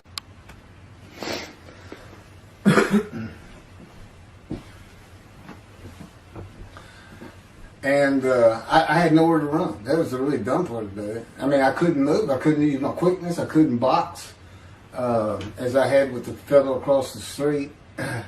And he just took one big swing. He's very athletic. Coaches all wanted him on the high school team, but he didn't want to.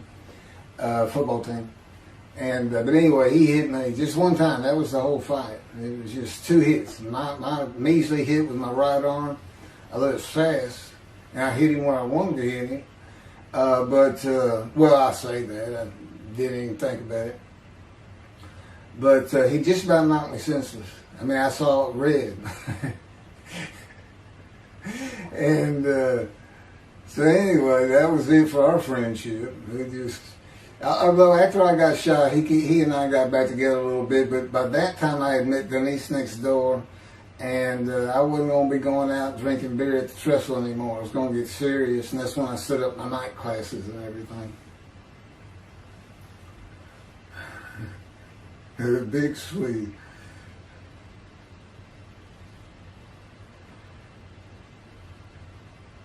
After the gunshot, I stopped seeing old friends, including Antonio and the big Swede, and spent all my time with Denise from next door.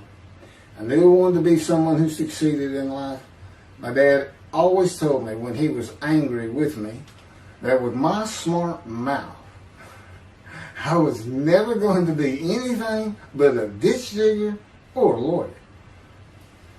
While he said lawyer in a derogatory way, he got me to thinking I'd like to be a trial lawyer.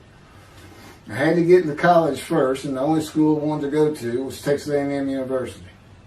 Anyone who had ever known me would tell you that I was not even close enough to being smart enough to go to any college, much less Texas A&M. I would tell you I had never applied myself to the task of learning. Texas A&M denied my application. I called them and pleaded and argued, and finally admissions said that if I came for the summer semester of 4 classes and maintained a B average with no fails, they'd let me in. I did it, barely. I almost failed calculus and got a D. Just a quick thing on Texas A&M, because it relates to World War II, which always makes me think of the Holocaust, and how many Aggies were involved in that. Texas A&M enrollment began on October 2nd, 1876, and admission was limited to white males, and all students were required to participate in the Corps of Cadets and receive military training.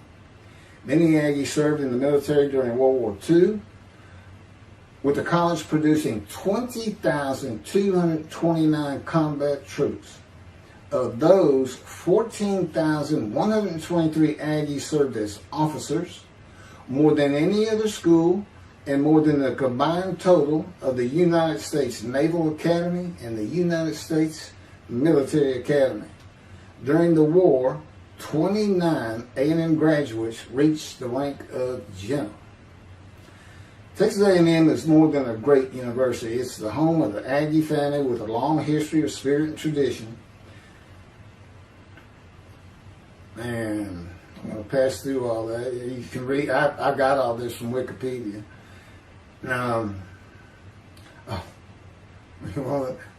Like Notre Dame, it's a school full of tradition, especially notable at football games and in campus life, drinking beer at the Dixie Chicken. I had a good friend in what is now the Volunteer Corps of Cadets, and we've been shooting pool and drinking beer all night on the weekend, and finally left sometime after midnight. I walked my friend back to the quad, Corps Cadet Quad, a large open area where people could gather, surrounded on 4 sides by dorms for cadets only. And I dropped him off at his room.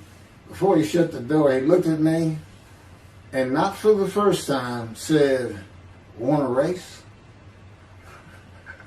He's fast. We raced many times. I said, yeah. Of course, we were pretty much, we've had a lot of beer. I said, yes. And he went to the end of the hall and took off at the other end of the hall. He was fast, but I was pulling away with just a few yards to go and hit the wall before I could stop and busted my chin open. Blood's pouring out everywhere. People opening doors. Look, that's what the little guy did to the tall guy. Taller guy. I also sprained my ankle. These are my injuries at Texas A&M. I also sprained an ankle so severely playing basketball with football players that I was in a cast for 6 weeks. Those were my only injuries in the 3 years at A&M. It was the gunshot that changed me and everything in my life. I married Denise when I graduated from A&M in '79, just 3 years after graduating high school. I went through it 3 straight years. Because I had those hours from the first summer, I just went ahead and went the next summer too. And I got out, and the average for most A&M students is 5 years. But I went through in 3. And of course that meant I never dropped a class, which also meant I had a low GPA, grade point average. And I didn't realize how important that was for admission to law school. I was denied admission from every school across the nation I thought I could get into. I did not know how my dad knew about South Texas College of Law in downtown Houston, but he made some inquiries and found out the dean was a graduate of Texas A&M. And we're known for helping each other.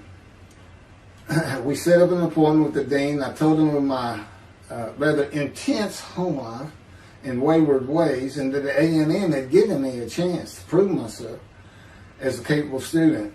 You know, he hemmed and hawed, looked around the ceiling, and gave me the same opportunity A&M had. 4 summer classes, D average, no fails. I did it. I was terrible at chemistry and math, but it turns out I have good reading and comprehension. It's probably from reading all those science fiction books in school. I graduated in '82, and I did great on the bar examination. Keith Ellis McCarty, attorney at law. Who would have believed it?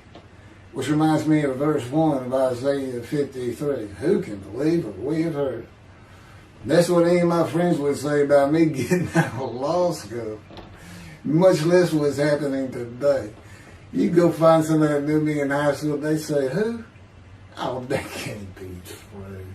Get out of here. I know him. Forget about it. Chapter 5.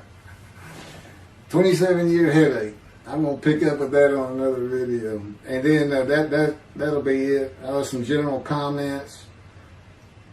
5 and 6. I'm not sure what 6 is. Yeah, 27-year headache. I'll go ahead and mention God in one of these accidents. And I won't say anything about the dog who took a hard left between my legs, just about severed my knee, my leg at the knee. I won't mention that. Or hitting the big Swede on the track.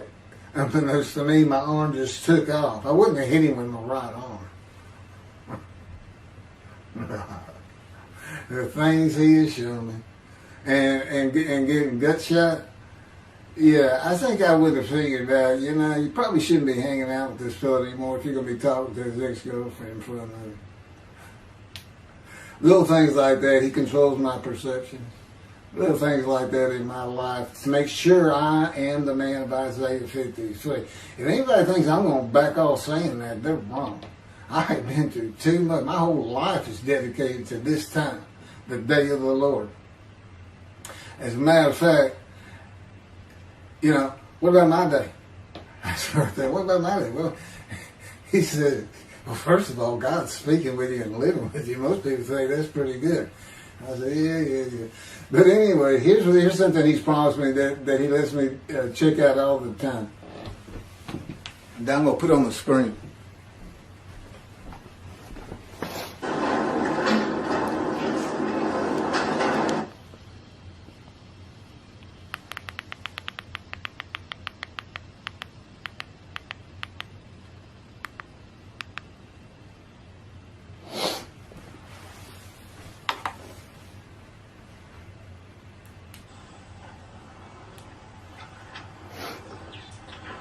The Radiant GP Cycles, Shorties, Slip-Ons, Code Startup.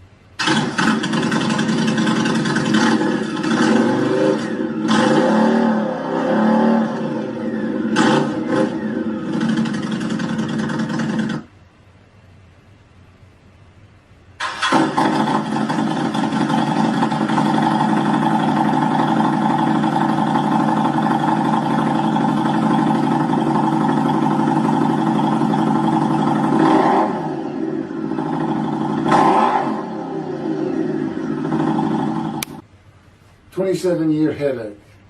Chapter 5 of the life of God's righteous servant of Isaiah 53. The same year I graduated from law school in 1982, my son Justin was born. In 1985, my daughter Brooke was born. And in 1988, my youngest child and daughter, Laura, was born. I was making good money, though I expected a lot more, in my first job with a law firm that specialized in collections. I also tried my first civil case, which, while working there, which was a nerve-wracking event, first trial. The first day I entered the courtroom, the judge asked me if I was a law clerk. I had a very youthful appearance, though I was 28 years old, not 20, common age for a law clerk. My youthful appearance in junior high school and high school with my long, wavy blonde hair, I usually kept in a ponytail, had way too many people tell me I looked like a girl. It is interesting though, at least to me, not one person in my entire life has ever said anything about my disfigured arm. I must have looked like a girl who would beat on you if you did it. When I got mad, there was no hiding it. You could see it in my face and hear it in my words. When I was 28, Brooke was born. I tried my first civil case, and the bane of my existence on earth began. A never-ending headache that I generally thought to be associated with post-traumatic stress disorder. I had terrible nightmares from my youth, but now I seem to have begun grinding my teeth, causing the temporal mandibular joint, TMJ, to ache terribly during the day, and the whole side of my head, the muscular, I don't know what you call it, but underneath the skin of the skull was always real tight, a tightening of the muscles. It was difficult to even talk to people at some points. For 27 years I had that headache. I tried everything. Even surgery on the TMJ, and another surgery where the doctor severed my upper jaw and then trisected it from my skull and spaced it to fit my lower jaw. All to no avail.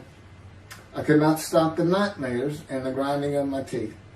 Mouth guards helped my teeth, but the pressure was still there. I literally feared going to sleep. I didn't want to wake up the next day sometimes because I knew how bad the pain would be there again. It completely ended my dream of being a trial lawyer. So I got an associate position in an oil and gas firm and began learning how to prepare title opinions for oil and gas companies on tracts of land they plan to drill on. Basically, a title opinion is you start from sovereignty, which is when the state granted the land to someone, usually great, large tracts of land. And from there, you get parceled out and cut up. And I'd be chasing one small tract within a very large one almost 200 years ago in the early 1800s. And I would have to create genealogical charts of heirship, for people who died without a will. And I had to know who the family members were. And I got very good at it. And I really enjoyed it. I'd go to small towns throughout Texas and into their courthouses where they would keep all the records of every transaction, of every piece of land in the county. But anyway, there's an awful lot to it. I do go into it in some detail in the book, but I'm not going to for this video.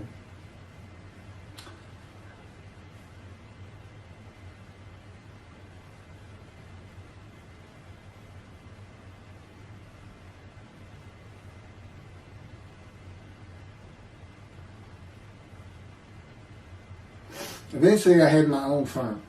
It's just me in my own office, and I was doing very well, though billing hours for title work is generally lower than other areas of the law, by the hour. But I had also been involved in multi-million-dollar sales of production between oil and gas companies, probated wills, prepared affidavits of heirship, worked with landmen to fix title defects, appellate work, including arguments before justices, plea bargaining criminal cases for defendants, and anything else that came my way. Then it all stopped, and once again I was fighting for my life in 2001. This is chapter 6, skin, colon, and lung cancer. Oh, just God would have me tell you, he gave me those headaches. When he came to me, I stopped having nightmares. He provides my dreams for me now, and often as a learning experience. But the grinding of the teeth, everything stopped, and I thought it was just because I wasn't having nightmares, and took away any symptoms of PTSD, for which I was receiving money from an insurance company for disability, partial disability, and that went on for about 7 years. Then one day we're out walking, year 7 of 13, and I had that headache. It just came, and I just stopped. And I said, "You got to be kidding. You did not give me those headaches." He said, "Yes, I did. It's necessary. You are considered the suffering servant of Isaiah 53. You had to suffer your entire life until you're suitable for my purpose," and that includes fitting every verse of Isaiah 53. At that time, I had finally read it, 7 years into all this. It was about year 2, I think. But yeah, he did. And, I ended up taking painkillers left and right and drinking with it, as so many people do. I was able to maintain, my life, my work, and everything, but it was enough to put the strain on my marriage that I pretty much blamed myself for it. And I told him I did it. That's the only time I got hot. Disfiguring me, gut shot, those things, they didn't bother me. But I said, you hurt my children terribly with that, because I became a bad father. I mean, I wasn't the father I could be. I mean, they love me and I love them. We don't have any serious risks. They're off living their lives and they're all doing great.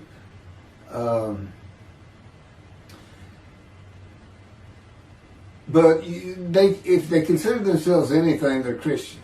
And although I don't think any of them are overtly religious, or that they're in church every Sunday or anything like that, but when I started going to the conservative synagogue here in town, and I told them I was converting to be Jewish, they're pretty much just saying I would be a Jew, I guess. I'm not sure that I didn't believe in Jesus. It was probably more of it, God says. But really haven't talked to them much at all in 7 or 8 years. But anyway, so God gave me the headaches just to make sure.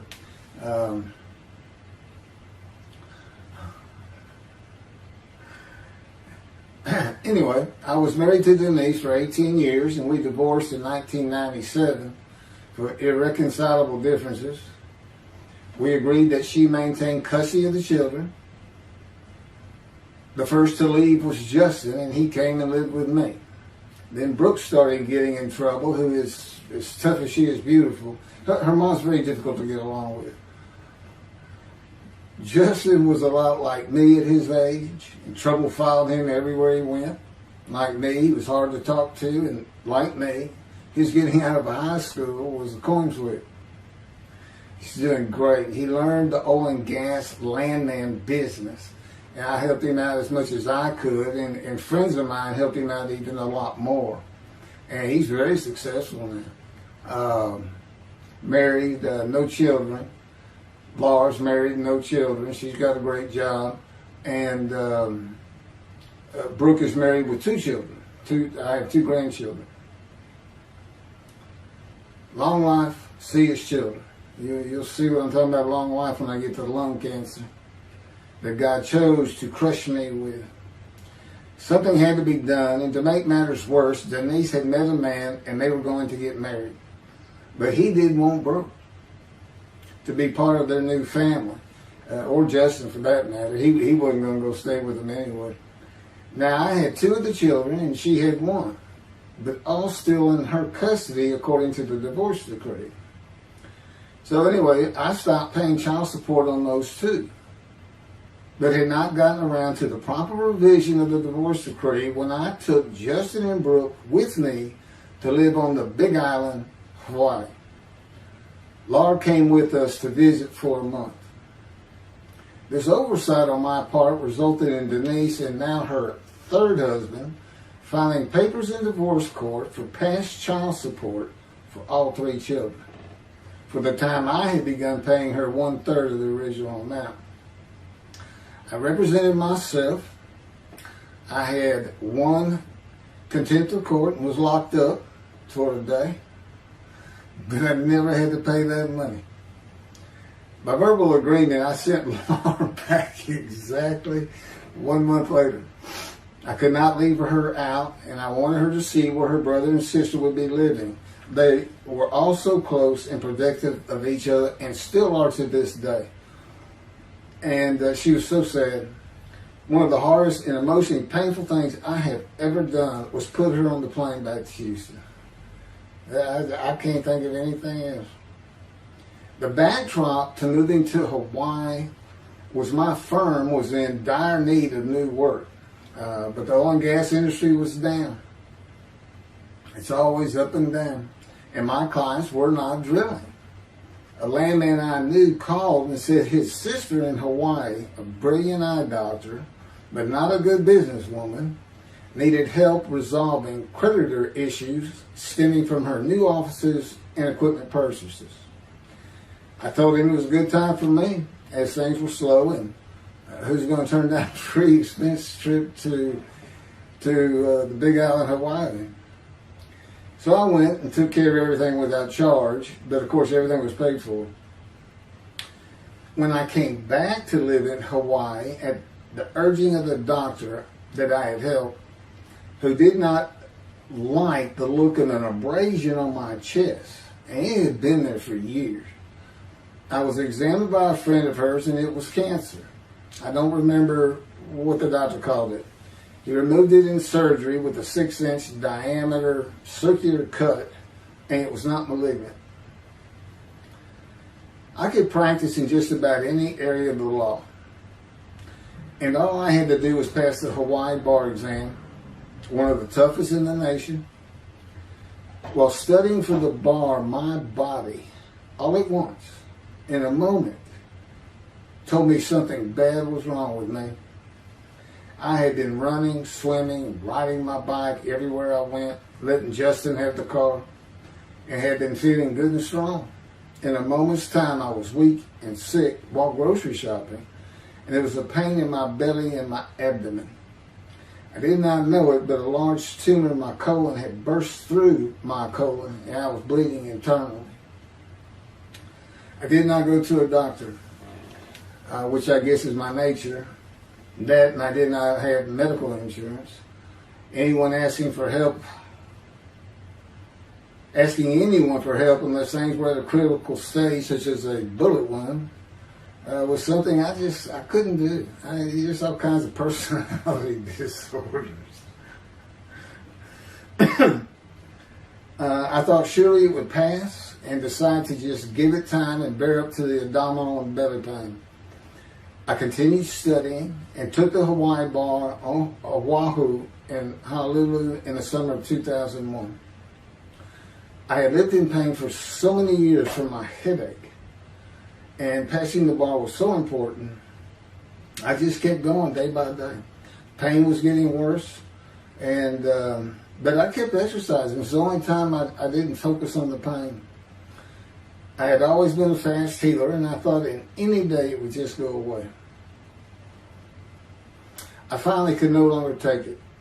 Brooke, it turns out, was in Houston visiting with her mom, and I left Justin at our little, we called it the Little Green Shack. There wasn't much to it. We weren't there very often, really, except to sleep. And went to Houston to find a doctor for diagnosis, staying at my parents' townhome, which is where I'm at now. I had allowed my major medical insurance to lapse using premiums for child support when things had gotten lean. I just needed someone to tell me what was wrong. I would find a way to take care of whatever the diagnosis was. Early September, I was close to dying, lying on the floor of a dingy apartment of a friend who traveled for work. I could no longer get up to even try and get medical help. And I had not told anyone how bad it had become. Then the planes hit New York. Seeing how grief-stricken so many relatives were on the news, I began to think for the first time how awful my children would feel when they found out how and where I died all alone. So I asked my father, again, it's hard for me to ask people for things, for the money to pay for a colon examination that had been suggested by a doctor at one of those clinics you find in a strip mall, the only places I could afford. The doctor who performed the colonoscopy finally found what was making me so ill and unable to eat. A malignant tumor 6 to 8 inches long that had burst through my colon, and I was bleeding internally. You know, I come out of anesthesia, partial anesthesia, and he's holding this picture, and there's this great big purple blob, and he says, I couldn't get the scope past this. It's not a good way to wake up.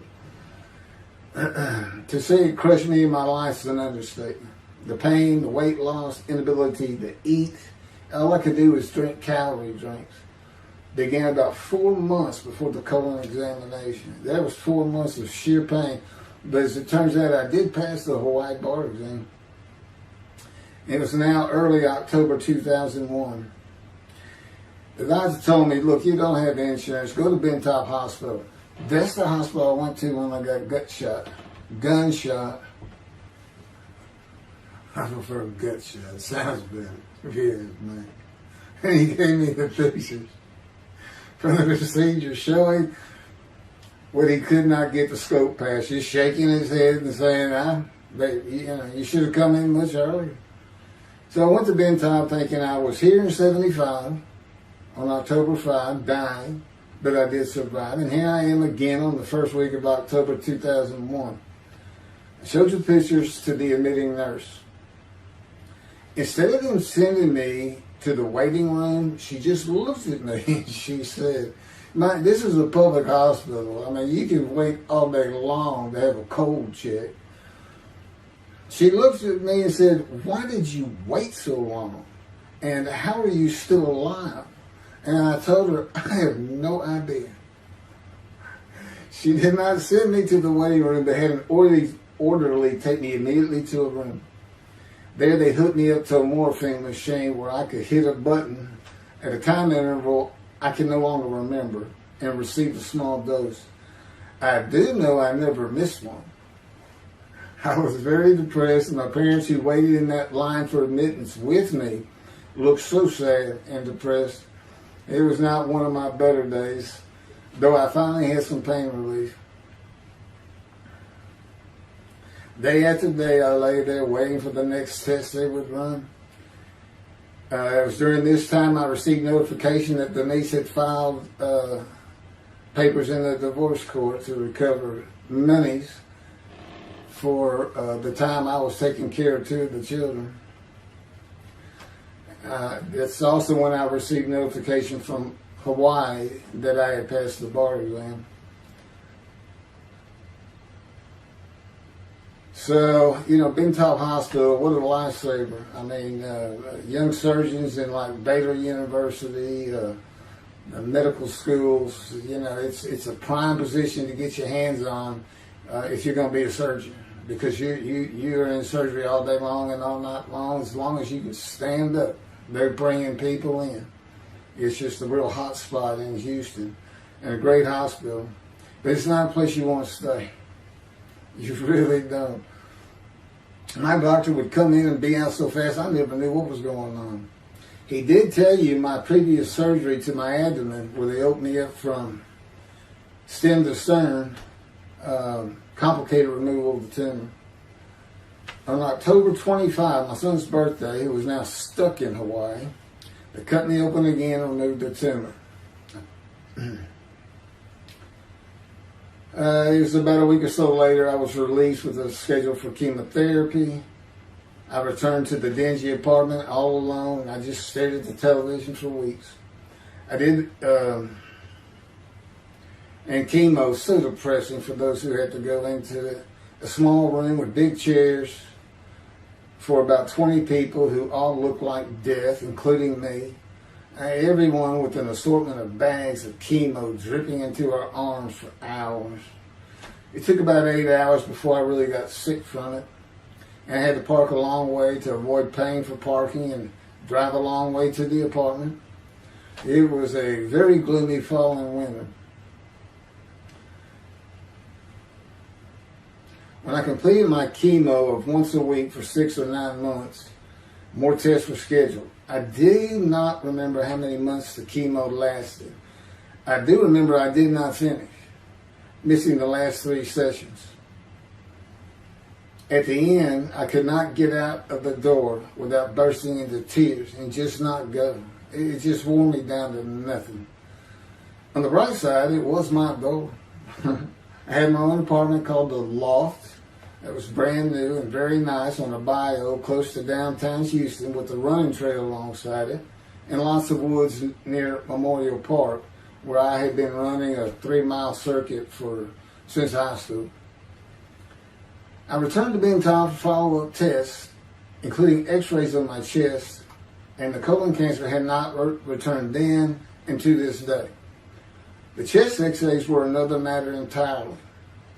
The doctor told me he had bad news and showed me the x-rays telling me the white spots I was seeing was cancer. They were everywhere. Lungs full of cancer, he said, at a stage I could not be treated with any success. My dad was with me, and I asked the doctor, well, what does that mean? And when he said you need to prepare for death, the look on my father's face was so sad and hurt at the same time I'll never forget. And we've been through some tough things in this house. Every house we've been in. It didn't affect me one bit. I did not feel anything. I was too beat down from the chemotherapy to care, I guess. God tells me I had a lot to do with that.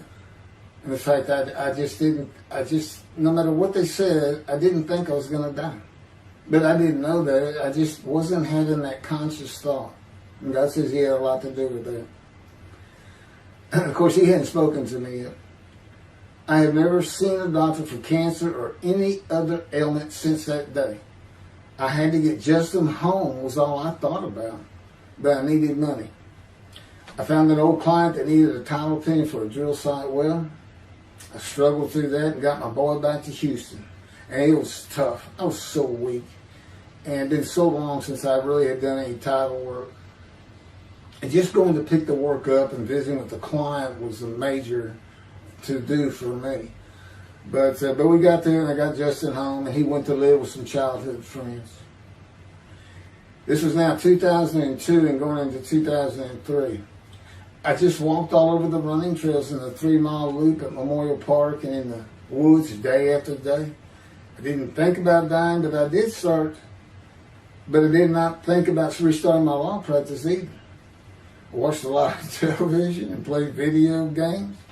I watched the Tour de France for the first time and got inspiration from Lance Armstrong. I was still alive though, and the funny thing was my lungs never bothered me. I was never sick. It's because God had already removed it. After I got the news I was dying of lung cancer, He took them from me. That's what He tells me. And I don't have any symptoms. Well, as you'll see right here, in 2005, I picked up some title work here and there and made an office out of my loft. I bought my first motorcycle, soft-tailed lowrider Harley Davidson. First time in many years I was happy. I love riding that bike. In 2006, I did some landman work for standard day wages and began dieting and running.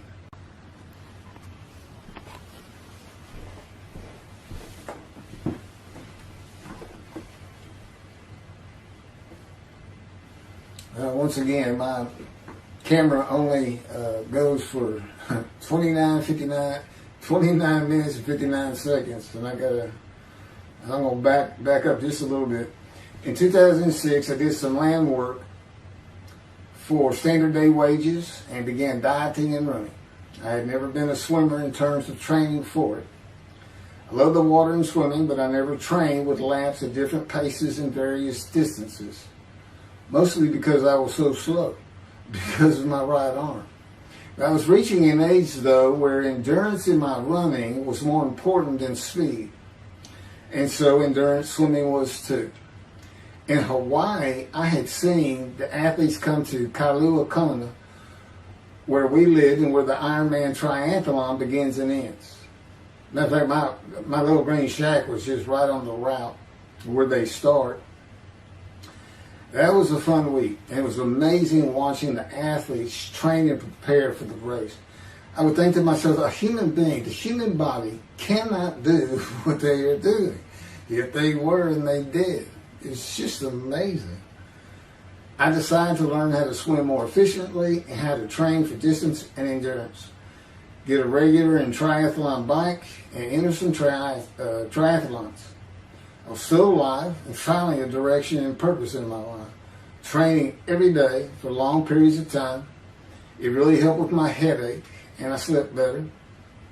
In 2007, I signed up for the March 30, 2008 Lone Star Half Iron Triathlon in Galveston, Texas.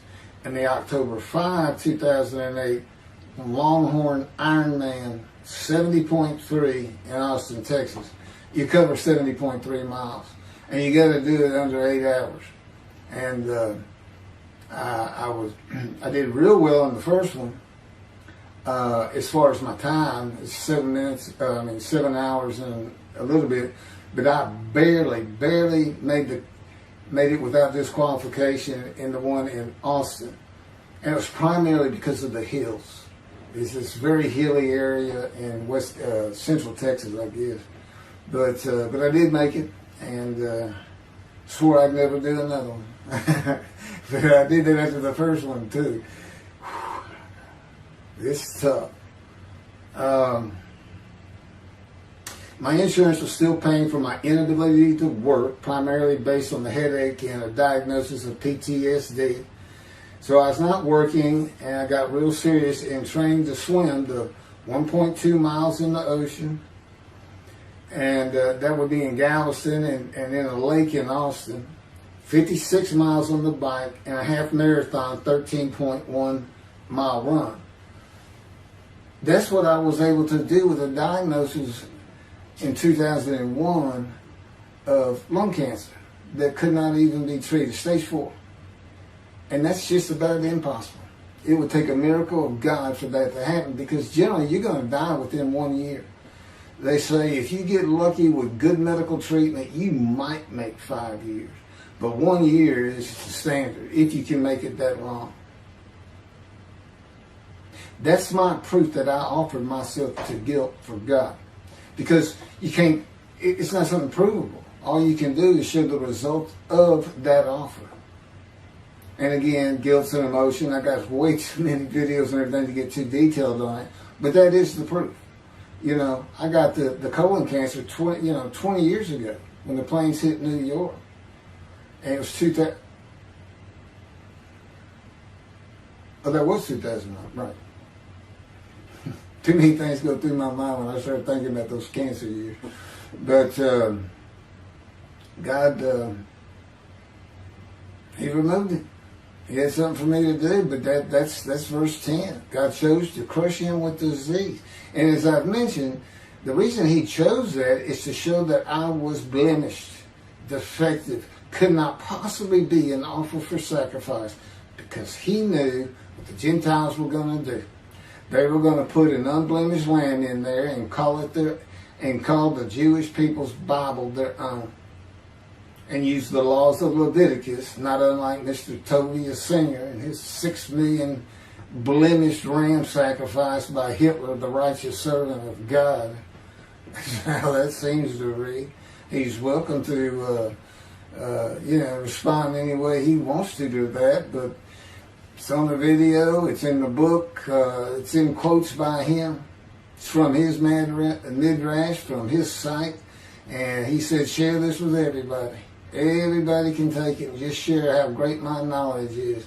Well, it's lacking in some areas. There's any question he's an intelligent man, but his reasoning capabilities, in my opinion, at least as to Isaiah 53, are severely wanting. I am that man. And God's going to give the Christians hell with it, and with me. Just like I just heard this for the first time on the video, when all of a sudden he had me say that Jesus announced he wasn't the man of Isaiah 53 on the cross, when he said, Father, Father, Father, why are you forsaking me? Because he was about to die. In Isaiah 53, who he thought he was, and he's not, who he didn't fit the verses, but he thought he was, is supposed to be exposed to death, but given long life. So boldly he goes into the Roman Jerusalem and gets himself taken up. He's not worried. Delusional, yeah, maybe. But as far as I'm concerned, he's nothing but a story. He never existed. And the story starts with the Essenes of the Red Sea Scrolls and the teacher of righteousness. Real quick, I'll go over that. Here's the thing. Their founder is called the teacher of righteousness. Okay? They were great followers of Isaiah. They had the great scroll of Isaiah. They're prolific writers and copyists. They had their own gate at Jerusalem. The Essenes Gate. Now, the New Testament never mentions them. You got Pharisees, Sadducees, Essenes, but they never mention an Essene. And Jesus, quite frankly, would have been one of them, because they embody who he is. They didn't like riches, hated sinning. They didn't like material things. They removed themselves from Jerusalem, in the most part, to those caves by the Dead Sea for that very reason. But they did have a gate. They still had people who would be there, and you know what they would do at the gates? Tell stories. That's what you do. You tell stories, and it is a great story. Here's this guy, he's connected with God. Back then they believed men were gods. Caesar was a god. Over in Egypt you had the same thing going on. It's a common thought that men could be gods. And this story just springs up. And there didn't any question. They'd have gone and questioned him. I mean, they're sitting right front and center in Jerusalem. You think they didn't hear about this man walking on water, raising the dead, feeding 5,000 with 2 fish and 5 loaves, turning water to wine? That alone, Rome would have said, Caesar would have said, he does what? He turns water to wine. Bring him to me. Don't touch a hair on his head. You don't kill the man who turns water to wine. You send him out with your armies. Make your men happy. It's there's so many ridiculous aspects to it. Most particularly, God performed a human sacrifice for the sinning Gentiles. He's left the sinning Jews for the sinning Gentiles. But he gives them an out, these Gentiles, not his chosen. He gives them an out. I know, I'm going to kill my son for you, so that you'll be forgiven of violating my commandments and laws. If anybody knows God, and the Jews do, and I know him like nobody's business, that's not him. That's not him. I mean, he told the Jews, I'm never going to leave you, but I will punish you. Now, that's him. That's him.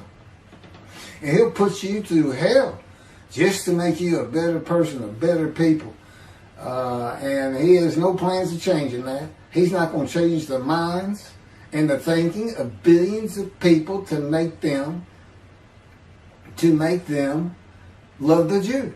He's just not going to do it. And the practicality is he didn't create man for him to even be able to do that. Now, he could have created humanity where he could do that.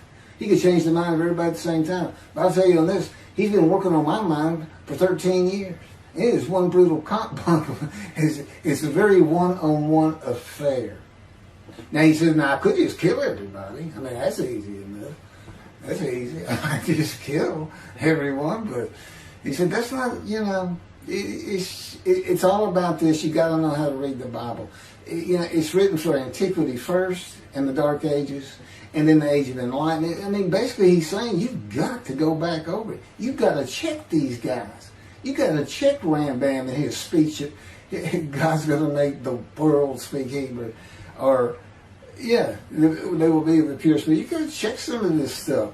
And I read Rashi's, I went through his Isaiah 53 Midrash, and all I can say is very unimpressed. I've seen what he has to say in Malachi. He didn't pick up on any of this. He didn't know what the angel of the Lord is, the angel of the covenant that you desire. He doesn't know how Moses goes by a burning bush that's not consumed. The angel of the Lord is in there, and God speaks. I do. To me, it's just like, well, you just get some basic concepts, and all of a sudden, and quite frankly, it'll open up the scripture to the Jews. They can put the Talmud aside for a little while. But I will say this. God says, if you can study it, study it. There's all kinds of great things in it. Just be real careful about what you teach from it. And it's useful for heaven. If you like to talk about Talmud as a scholar with other Jews who may very well be in a scroll of remembrance with you, you can meet up with them.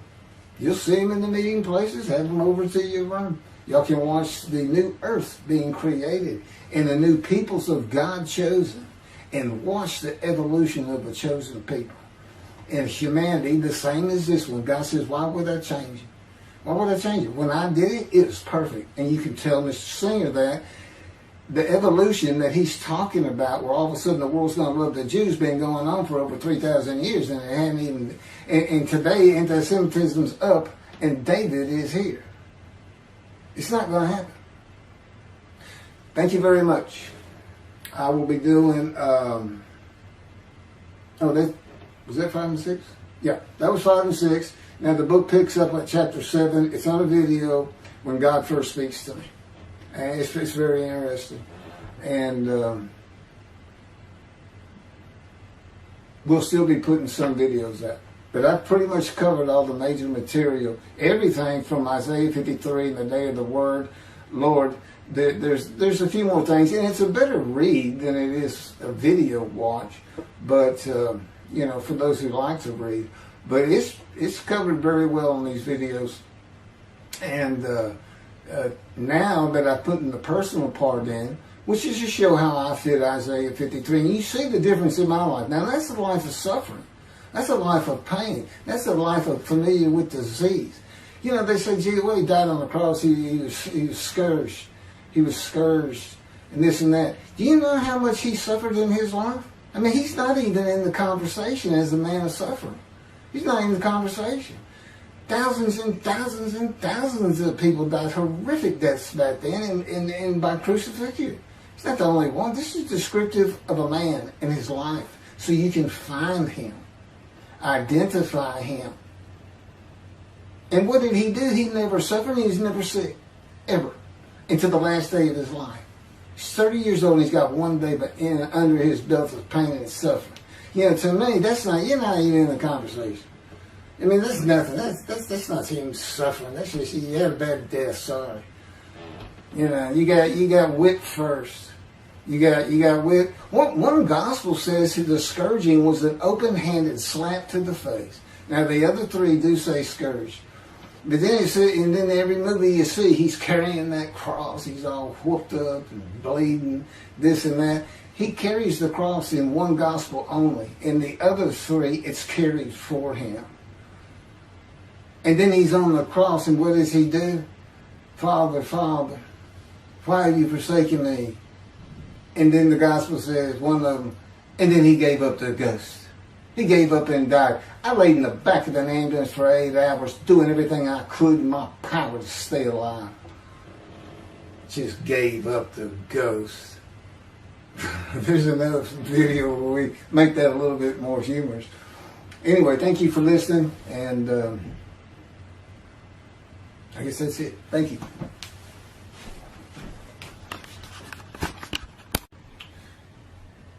This is a video that leads into a brand new,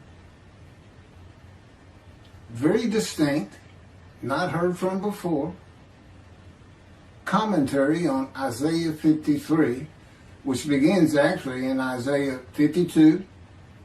It's comprised of 7 videos I have put together in the last month or so, and I'm just putting them all together with a lead-in video explaining these things and why it's so new, novel, and has such a different view of the scripture from that which Judaism teaches regarding a Messianic era when David comes, the descendant of David. They often refer to him as King Moshiach. Moshiach means the anointed one. And you'll get the idea from the title of this video real quick. God speaks to an atheist. And it began like this. The doctors who gave me 1 month to live from lung cancer in 2002 that developed from my colon cancer metastasizing would have been surprised that I was still alive, to say the least. I had stopped thinking about the lung cancer years before. The white spots in the x-rays that filled my lungs, like the stars in the night, did not inhibit my breathing or slow me down in any way. At this point in time, I'm training for my first triathlon. And I didn't start small. I did a half Ironman. It's 1.2 miles swim in an ocean, 55-mile bike ride, and half marathon, 13 miles. They call it the 90.3. One Saturday in the fall of 2007, I was cooking lunch in my small kitchen, post-divorce, and at the stove, when God said, from just a little behind me, as though somebody was speaking to me right here, and above my right shoulder, which is disfigured, wash your hands. I turned around to the sink, washed my hands, and turned back to the stove. Now understand, I've been an atheist for 50 years. I mean, I completely denied the existence of God. And then from right here, a small, quiet voice, like an account they have with Elijah at the cave, said, wash your hands. And I simply turned around, washed my hands, and went back to the stove. I didn't say a word to him. I didn't even keep thinking about it. I just did it. That was it. It was as though he had always been there. Just as to Adam. That's what I liken it to. And he dictated this to me. This is from my book, the book of my life that God dictated to me. It's called The Righteous Servant of God of Isaiah 53. No, the life of God's righteous servant of Isaiah 53. And he put it together. And he did it because he actually came to me, as Jeremiah would say, in the womb, but in my first year of life. And like Ezekiel, lit and entered me. So that part of chapter 11 of Isaiah happened well over 62 years ago. That's when that happened. That's when Moshiach was here. For all these rabbis and commentators who have been saying, he's here, no, he's here. Well, he's been here. I've been here a long time. I just wasn't prepared and hadn't even heard his voice yet. But what he did, you know, with Jeremiah, he made sure he was a priestly, godly man and guided his life. With me, it was to make sure I fit every single verse of Isaiah 53 as only I can explain it, what it's for, what it all means, and live a life of suffering familiar with disease. God chose to crush him with disease that he would offer himself for guilt and receive long life to see his children. That's my proof that it happened. They told me 20 years ago, we can't treat this lung cancer. It's too advanced. You're going to die. And you're going to die real soon. You need to prepare for it. And it did crush my life. I stopped working. I just kept waiting to die. And I didn't die now. I'm training for, at this point in 2007, I'm training for a triathlon. I finally said the heck with it all. And that's the proof. Crushed with disease, exposed to death. That's in verse 12. Exposed to death. And here I am, 20 years later, still going. Hadn't seen a doctor since, never received any treatment, which is unheard of with lung cancer. And I had colon cancer before that, and I had skin cancer. I'm a man familiar with disease, that God chose to crush the disease. And these 7 videos put together as one, obviously I wouldn't ask or want, and I couldn't do it, to listen to them all at one time. But I know you can mark your spots and everything. But it was spread out in 7 different videos, and I thought, well, the next video I'll do, I'll have a preamble to it and explain. This is not fooling around. Once you learn my version, which comes from God, of when Moshiach comes, the day of the Lord, which is left out of the Messianic era. But if you ignore me, God says, as my role as Elijah, God says, when he does return to his temple suddenly, it's going to be with, and it's not there, it's going to be with utter destruction to the land. Okay, all this is explained, so I'm not going to keep going in detail and carry on with God first speaking to me, but it was as what Adam would have felt like. This is natural. I mean, to him, you know, having somebody speaking to him from above him, from up here, from within him, it's perfectly natural. And he wouldn't be falling down in reverence and I'm not worthy and all that. It would just be, this is the person who's always talking to me and telling me what to do. The fact that he doesn't see him wouldn't probably enter into his mind. Just, you know, that's just the natural order of the world for Adam and me. Particularly today, 13 years later. Still in God's fire of refinement, preparing me. And now we have the books, they're unpublished. Jewish publisher, Christian publishers, I dare not even send it to them. Because how harsh I am on Jesus Christ, who said he was the man of Isaiah 53. And it's because of him I had to get crushed with cancer. That's what that's all about. God doesn't have to crush you to make you offer yourself for guilt. He just seized Ezekiel and put him through the fire of refinement, the anguish of it, and sent him off to be a prophet to the Assyrian, Babylonian exiles, of which he was one, actually. The book of Ezekiel is the key to Isaiah 53. That's my backup. See, God, these videos, everything, the way where he put angel of his presence and Holy Spirit, that Judaism doesn't recognize. A host of the Lord's host. It's in the book of Joshua, one time. He did it so they wouldn't find it. He knew what this was going to be about. These are my proofs. This is what it's all about. He set it up for me to be this controversial. You just got to take the Messianic era of Judaism and toss it out the window, and you'll understand why, when God has me explain it to you. He controls everything I do, think, and say. Finishing preparing lunch and ready to watch a Texas A&M football game, I headed to the living room and God said, "Get a napkin." I turned back to the kitchen and got a paper towel, sitting on the couch from about the same place. Sitting on the couch with the television on and my plate in my lap, God said, "Get your TV tray." I got up, set my TV tray in front of me, and placed my plate on it, began eating and watching the game. That night, I was in bed reading a book. From the doorway, God said,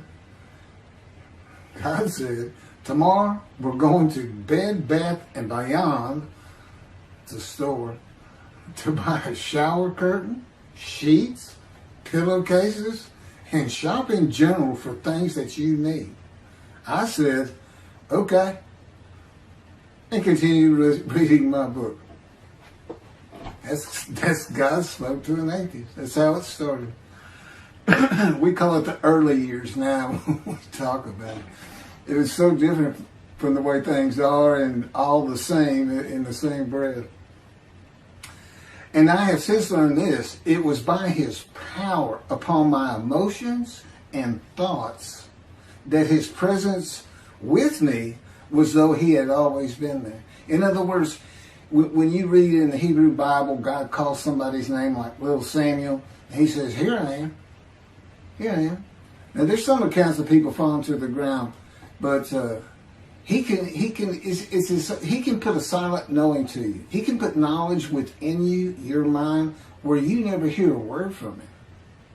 In other words, put into your mind the God of all creation is about to speak to you, and he doesn't have to say stay calm. He controls emotions. He told me, "Keith, I created emotion. And there's nothing I can't do with yours." And believe me, it's been proven to me. I'm not going to get into all that. And then this story goes on. It turns out he had been like Jeremiah from the womb. Let me pass by that. I've never been affiliated with any church or synagogue. I've never had any teaching from yeshiva or seminary. Throughout my life, I did not. Let's put it this way. I was the actual opposite of Jesus Christ. Actual opposite. I'm a sinner.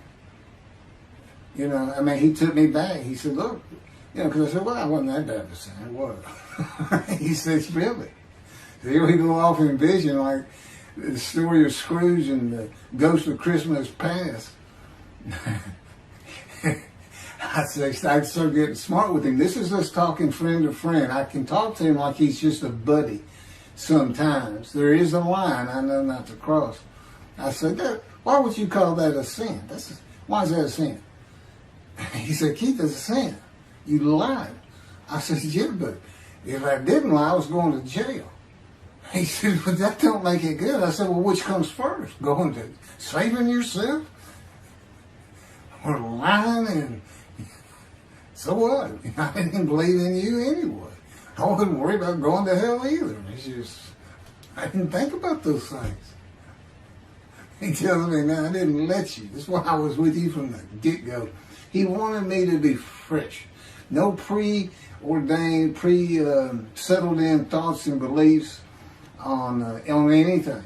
And of course, I grew up in Texas for the most part, so it would have been Christianity. I didn't associate with anybody who was religious. I didn't even know what the term Jesus freak meant. I didn't even know that Jesus died for my sins, supposedly, under their theology. And I didn't know that there was a problem between Judaism and Christianity. Jews and Christians. I didn't know that. I had plenty of Jewish friends. You know, I was in the late 60s, 70s, my formative, going into my teen years, and, you know, he treated everybody as an equal. I never thought about it. Including African Americans, who in my day, we just said blacks. I guess that doesn't go anymore. But had great friends of all kinds. My best friend, I didn't even know he was Jewish until I saw him on Facebook 40 years later. But anyway, Let me jump ahead. Okay, this is how God communicates with mankind. This is what the prophets are all about. It's not just Ezekiel, a spirit lit and entered into me. At that moment, God was speaking. And then he says, at that moment, a spirit entered into me, and then I could hear God's words. So he's saying, and that means God is in his spirits. And it's just imagine the presence of God is his mind, and it is composed of elements of the unseen realm that we can't understand. And spirit he created, and the angel of the Spirit, the Holy Spirit, he created. But that's completely different elements. His presence is different from God's presence. But they're like big clouds. And they can float together and be as one cloud. Okay, that cloud is what descends upon you. They are within me and without me. If you, this audience, was in a room with me, they would envelop you all around you. You'd be in the presence of God. The difference with me in that room is that that cloud engulfs me, flows through me. It's within and without me, as though there's no break because of my physical structure. My little spirit is a little cloud that also drifted in. That's what it is. And it happened with all the prophets. If they spoke God's words, he was talking to them. He was telling them, write this down. Write this down. All these 20 books or so, of the books of the prophets. Ezekiel, write this down. You got to set this up. Jeremiah, write this down. See, a time is coming. Well, that's the time in Malachi. It all comes together, and you'll find it in all these videos. So, and it doesn't just include Moses and the prophets. The man who wrestled with Jacob. Jacob says he wrestled with a man in divine beings. Well, you know, Judaism doesn't acknowledge the Holy Spirit's a person, which is beyond belief, because there's so many references that this is clearly a person, an angel of his presence. But it's just God going to a man saying, hey, wake up, I'm the God of this land. See this man over here sleeping? His name's Jacob. He's got his head on a rock. Go jump on him, start wrestling. Don't worry about it. I'm gonna orchestrate the whole thing. You'll be fine. And the guy would have said, here I am, let's go. That's how he does. That was in Judaism says the man in divine beings is an angel. No, he's not. That'd be like saying I'm an angel. And you wouldn't want to say that. Well, you wouldn't want to say it to me before he came to me, because that thing made me mad. But I had a hell of a temper, just like Moses did and like Ezekiel did. And God knows how to knock it out of you to where you smile and laugh a lot. Because I never used to. Now, well, you got to read the book, and you'll get it. You'll get it. I'm just, just like a lot of people, I've been through too much, hurt too much, suffered too much to have any thought that there's anybody upstairs, who cares about me. It's just don't even mention his name around me. We're either gonna fight or I'm leaving for it, and you'll never see me again. Don't do that, because it just makes me angry. All that's gone, by the way. Lots of stories on that. Oh, and the Spirit speaks. He's got his own personality. He's angelic. He has a very childlike voice, and he's just nothing but a ball of humor. He has me say he's the greatest comedian of all times of the universe, and he's just a joy to talk to him. And he has the smarts of God, as he tells me. But I have instant communication with him. I have instant communication with God. It's like there's three persons in my mind. This one cloud is three clouds. It's two spirits and the elements of God's mind. And slow process of 13 years. And it's 13 years of, and this is from Isaiah 53, punishment, wounding, chastisement, maltreatment, crushing, bruising. And I'm telling you, he's relentless. That's in the stories, and I have a lot more once I get to Israel, and I have full confidence God's going to get it done. That's one thing I don't worry about. 13 years, a year and a half of trying to get books published, denied by everybody who even bothered to answer me, because it's just so different. And it can only go to Jewish publishers, and it's just like, well, this isn't the stuff we believe, and it sounds like he's saying it's him and this and that. Well, I was. God said I made sure I didn't get them published. I wanted to do the videos first. You see, I'm not on the executive committee. I don't know what's going on 99% of the time. I don't know what I'm going to have for dinner. I no longer have self-will. I can't ask him for anything.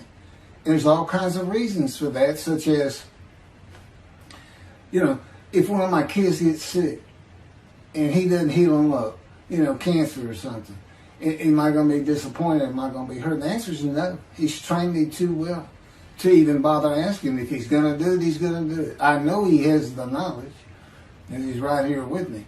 So, it's a long, detailed process. I know things from his perspective. This is another reason the Messianic era is not going to happen. And it comes out in these films. But the Holy Spirit, the angel of his presence, we're friends. God says, I can't be friends with human beings. I said, well, we're friendly with each other. He says, yes, that's right. I said, I Googled this, and technically you are my friend. He said, well, I know, but I just don't acknowledge you. I said, why? He said, because I'm God. That's the way I am. I get to do whatever I want. Now, he's just messing with me. It's just like having a friend. Of course, it's a true statement. He can do whatever he wants. But he's pretty stately and regal. But, again, we live together. I've lived with him for 13 years now. And it's never going to end until I die. I wouldn't even know what to do. And he said, if I left you, you're going to fall down dead. You're not supposed to be alive. I keep you alive. He said, I took that cancer from you, but I just put it back in if you do something that makes me want to leave. I said, well, what am I going to do? No self-will. To an extent, no self-thought. And I told him, I'm not even a human being anymore. He said, well, what are you? I said, I don't know. I'm man and divine beings, but I'm not a human. I don't have self-will. That's what distinguishes a human being from an animal. He said, but I'm being the human for you. I'm providing your self-will. So you do, in a way, have it. So you're still a human being. I said, well, I'm dead. He said, why are you dead? I said, because it's like my brain's not connected to my spirit anymore. It's like you're sending all the information in. And that's about heaven. I haven't lived the existence in heaven as to my thoughts, because in heaven you won't have a mind. The heaven for the Jewish people only, I might add. You won't have a mind. God's got to provide it for you. He's got to be you for you as a completely new and different creature. It's still you. It's a very amazing story on how that does. And I'm taught all these things and literally experience them, not only in the real, but in visions. I've had more visions than, if you count every single vision in the Hebrew Bible and the New Testament, I've had easily double that. And I'm a walking visual. God's communication, and this actually shows up in the story of Moses. He won't let me tell right now. But he puts images in your mind. Instead of saying a sentence, you get something in your mind, a picture. Anyway, I call it visuals. And you can be wide awake for those. And I can be in vision wide awake. Okay, so we finished our shopping to get shower curtains and everything. And God said, let's go to the bookstore and get you a Tanakh. To which I replied, what's a Tanakh? I didn't Hebrew Bible, okay. Well, I know the Holy Bible, the New Testament and Old Testament. And on we go. I'm starting to learn for the first time.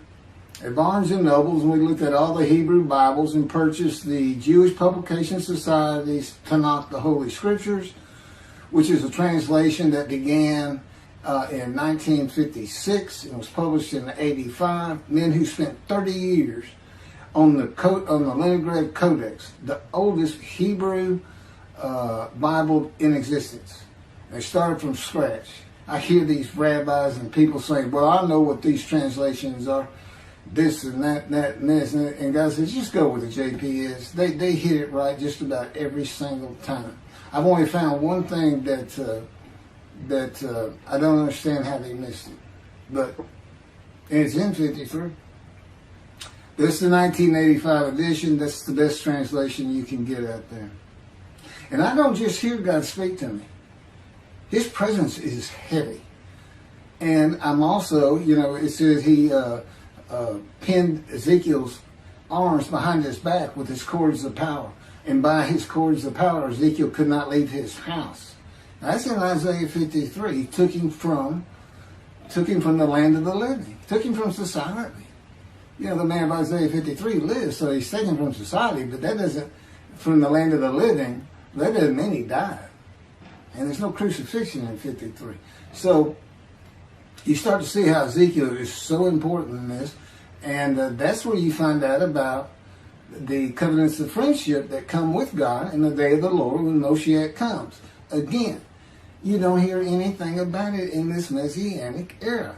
I'll tell you this. I think the Jewish people are going to like this better. I think throwing out all that rubbish Judaism has been teaching from back in antiquity, that's where they're stuck, and see what's really going to happen with God coming back, a man in divine beings, with the capabilities of Moses, Elijah, the descendant of David. All their attributes, are in me. I can be each and every one of them, and I can be all four of them at one time. And God can speak to me. So, it's going to be fun. And he wants his temple rebuilt. That's the purpose of Isaiah 53. It says, a purpose which might prosper of God. But it doesn't tell us what the purpose is. Well, we find it in Malachi 3. I'm sending my messenger before me to clear the way for me, and I shall return to my temple suddenly. But the covenant that comes with David says, I'm going to place my sanctuary amongst you. He already knows it's not going to be there. And then we have Elijah in Malachi 3. Well, he's got a purpose that might prosper. And if it doesn't, God comes with utter destruction to the land. And again, you don't hear it with the Messianic era. Utter destruction to the land. There's 7 million Israeli Jews. How can you not read that and go, that sounds an awful lot like I'm going to raise up armies against you? How can you just ignore that? Well, anyway, we're getting it fixed up. And the purpose that might prosper, I never believed that. I think that just hooks the man of the righteous servant of God of 53. I think that puts him with, he's got the same purpose as Elijah. Elijah is supposed to bring the families back together through the laws and teachings God gave Moses, or being mindful of them. That's the new covenant. It's an amendment. It's an amendment that also has a new inclusion of sin forgiveness. Over the last 63 years, God's presence has resided in Texas, Louisiana, Florida, and Hawaii. And he is more than ready to return to his land, Israel. Because wherever I am is where his presence is, and those are all the different states I lived in over this time period. Wherever I go. As a matter of fact, if you see me in Israel, down at the old city, or down at Tel Aviv, you can turn to your friend and say, hey, I know where God is. I said, really? I thought he left. Some people say he died. He said, no, you see that guy over there? He's all around that guy. And some say inside too. That's what it's going to be like. God says, when we get to Israel, we're never leaving again. I said, I wanted to see Great Britain. He said, it's like, did you just ask for something? I was like, oh. Yeah, that's good. I hope I fry if I hit the border and cross over it. I hope I just burn up, burst into combustible flame. But anyway, that's where he wants to be. And I'm assured he's going to get there. This purpose that might prosper, again, I think it just shows the purpose of the righteous servant and a purpose of Elijah. Because he knew I was going to be teaching. There's only, in the day of the Lord, as you would imagine, he wants to have all the prophecies fulfilled, be done with the prophecies. And there's only a handful, 4 men to come that we've never seen. The descendant of David, prophet like Moses, Elijah, and of course the righteous servant. We only have one description. Even the sages knew you got to have a description of the descendant of David. It's Isaiah 53. They called him in the Babylonian Talmud the leper scholar. You'll see me referencing it on just about every video. In other words, I'm saying, look, it's not Jesus, it's not the people of Israel is taught today. It's this guy from the Talmud that just hadn't come yet. You just didn't know, didn't have a man that fit the description. Well, you do now. And 2 covenants. The friendship covenant, which is actually in 2 parts, Ezekiel 34 and Ezekiel 37. One part of which is, I'm going to put my sanctuary amongst my people. And the other part, interesting enough, has to do with the land blooming again, which is Jeremiah 31. See, a time is coming, the land will bloom again. See, a time is coming. The cities, after desolation of many years, 2,000 plus actually, will be restored and Jerusalem rebuilt. And the Jews shall never be defeated again. Okay, now we just talked about utter destruction likened to armies being raised. But here it is in this friendship covenant, Jerusalem being rebuilt. If that's done, then you'll never be defeated again. So, you look and you go, well, there's kind of a problem between those two. And what I think it means is he's going to get the temple built now that Jerusalem's been rebuilt and he's come. That this might prosper because, it kind of gets you. So what is the purpose of God might prosper? Who thought you could do everything? And he said, well, in a large part, my people got to listen to you. They got to, especially the rabbis, they never listen to my prophets. They're all full of themselves. Think they know everything. Boy, he starts getting angry. And see, that's not good for me. Because all of a sudden he wants to make me better, which means suffering.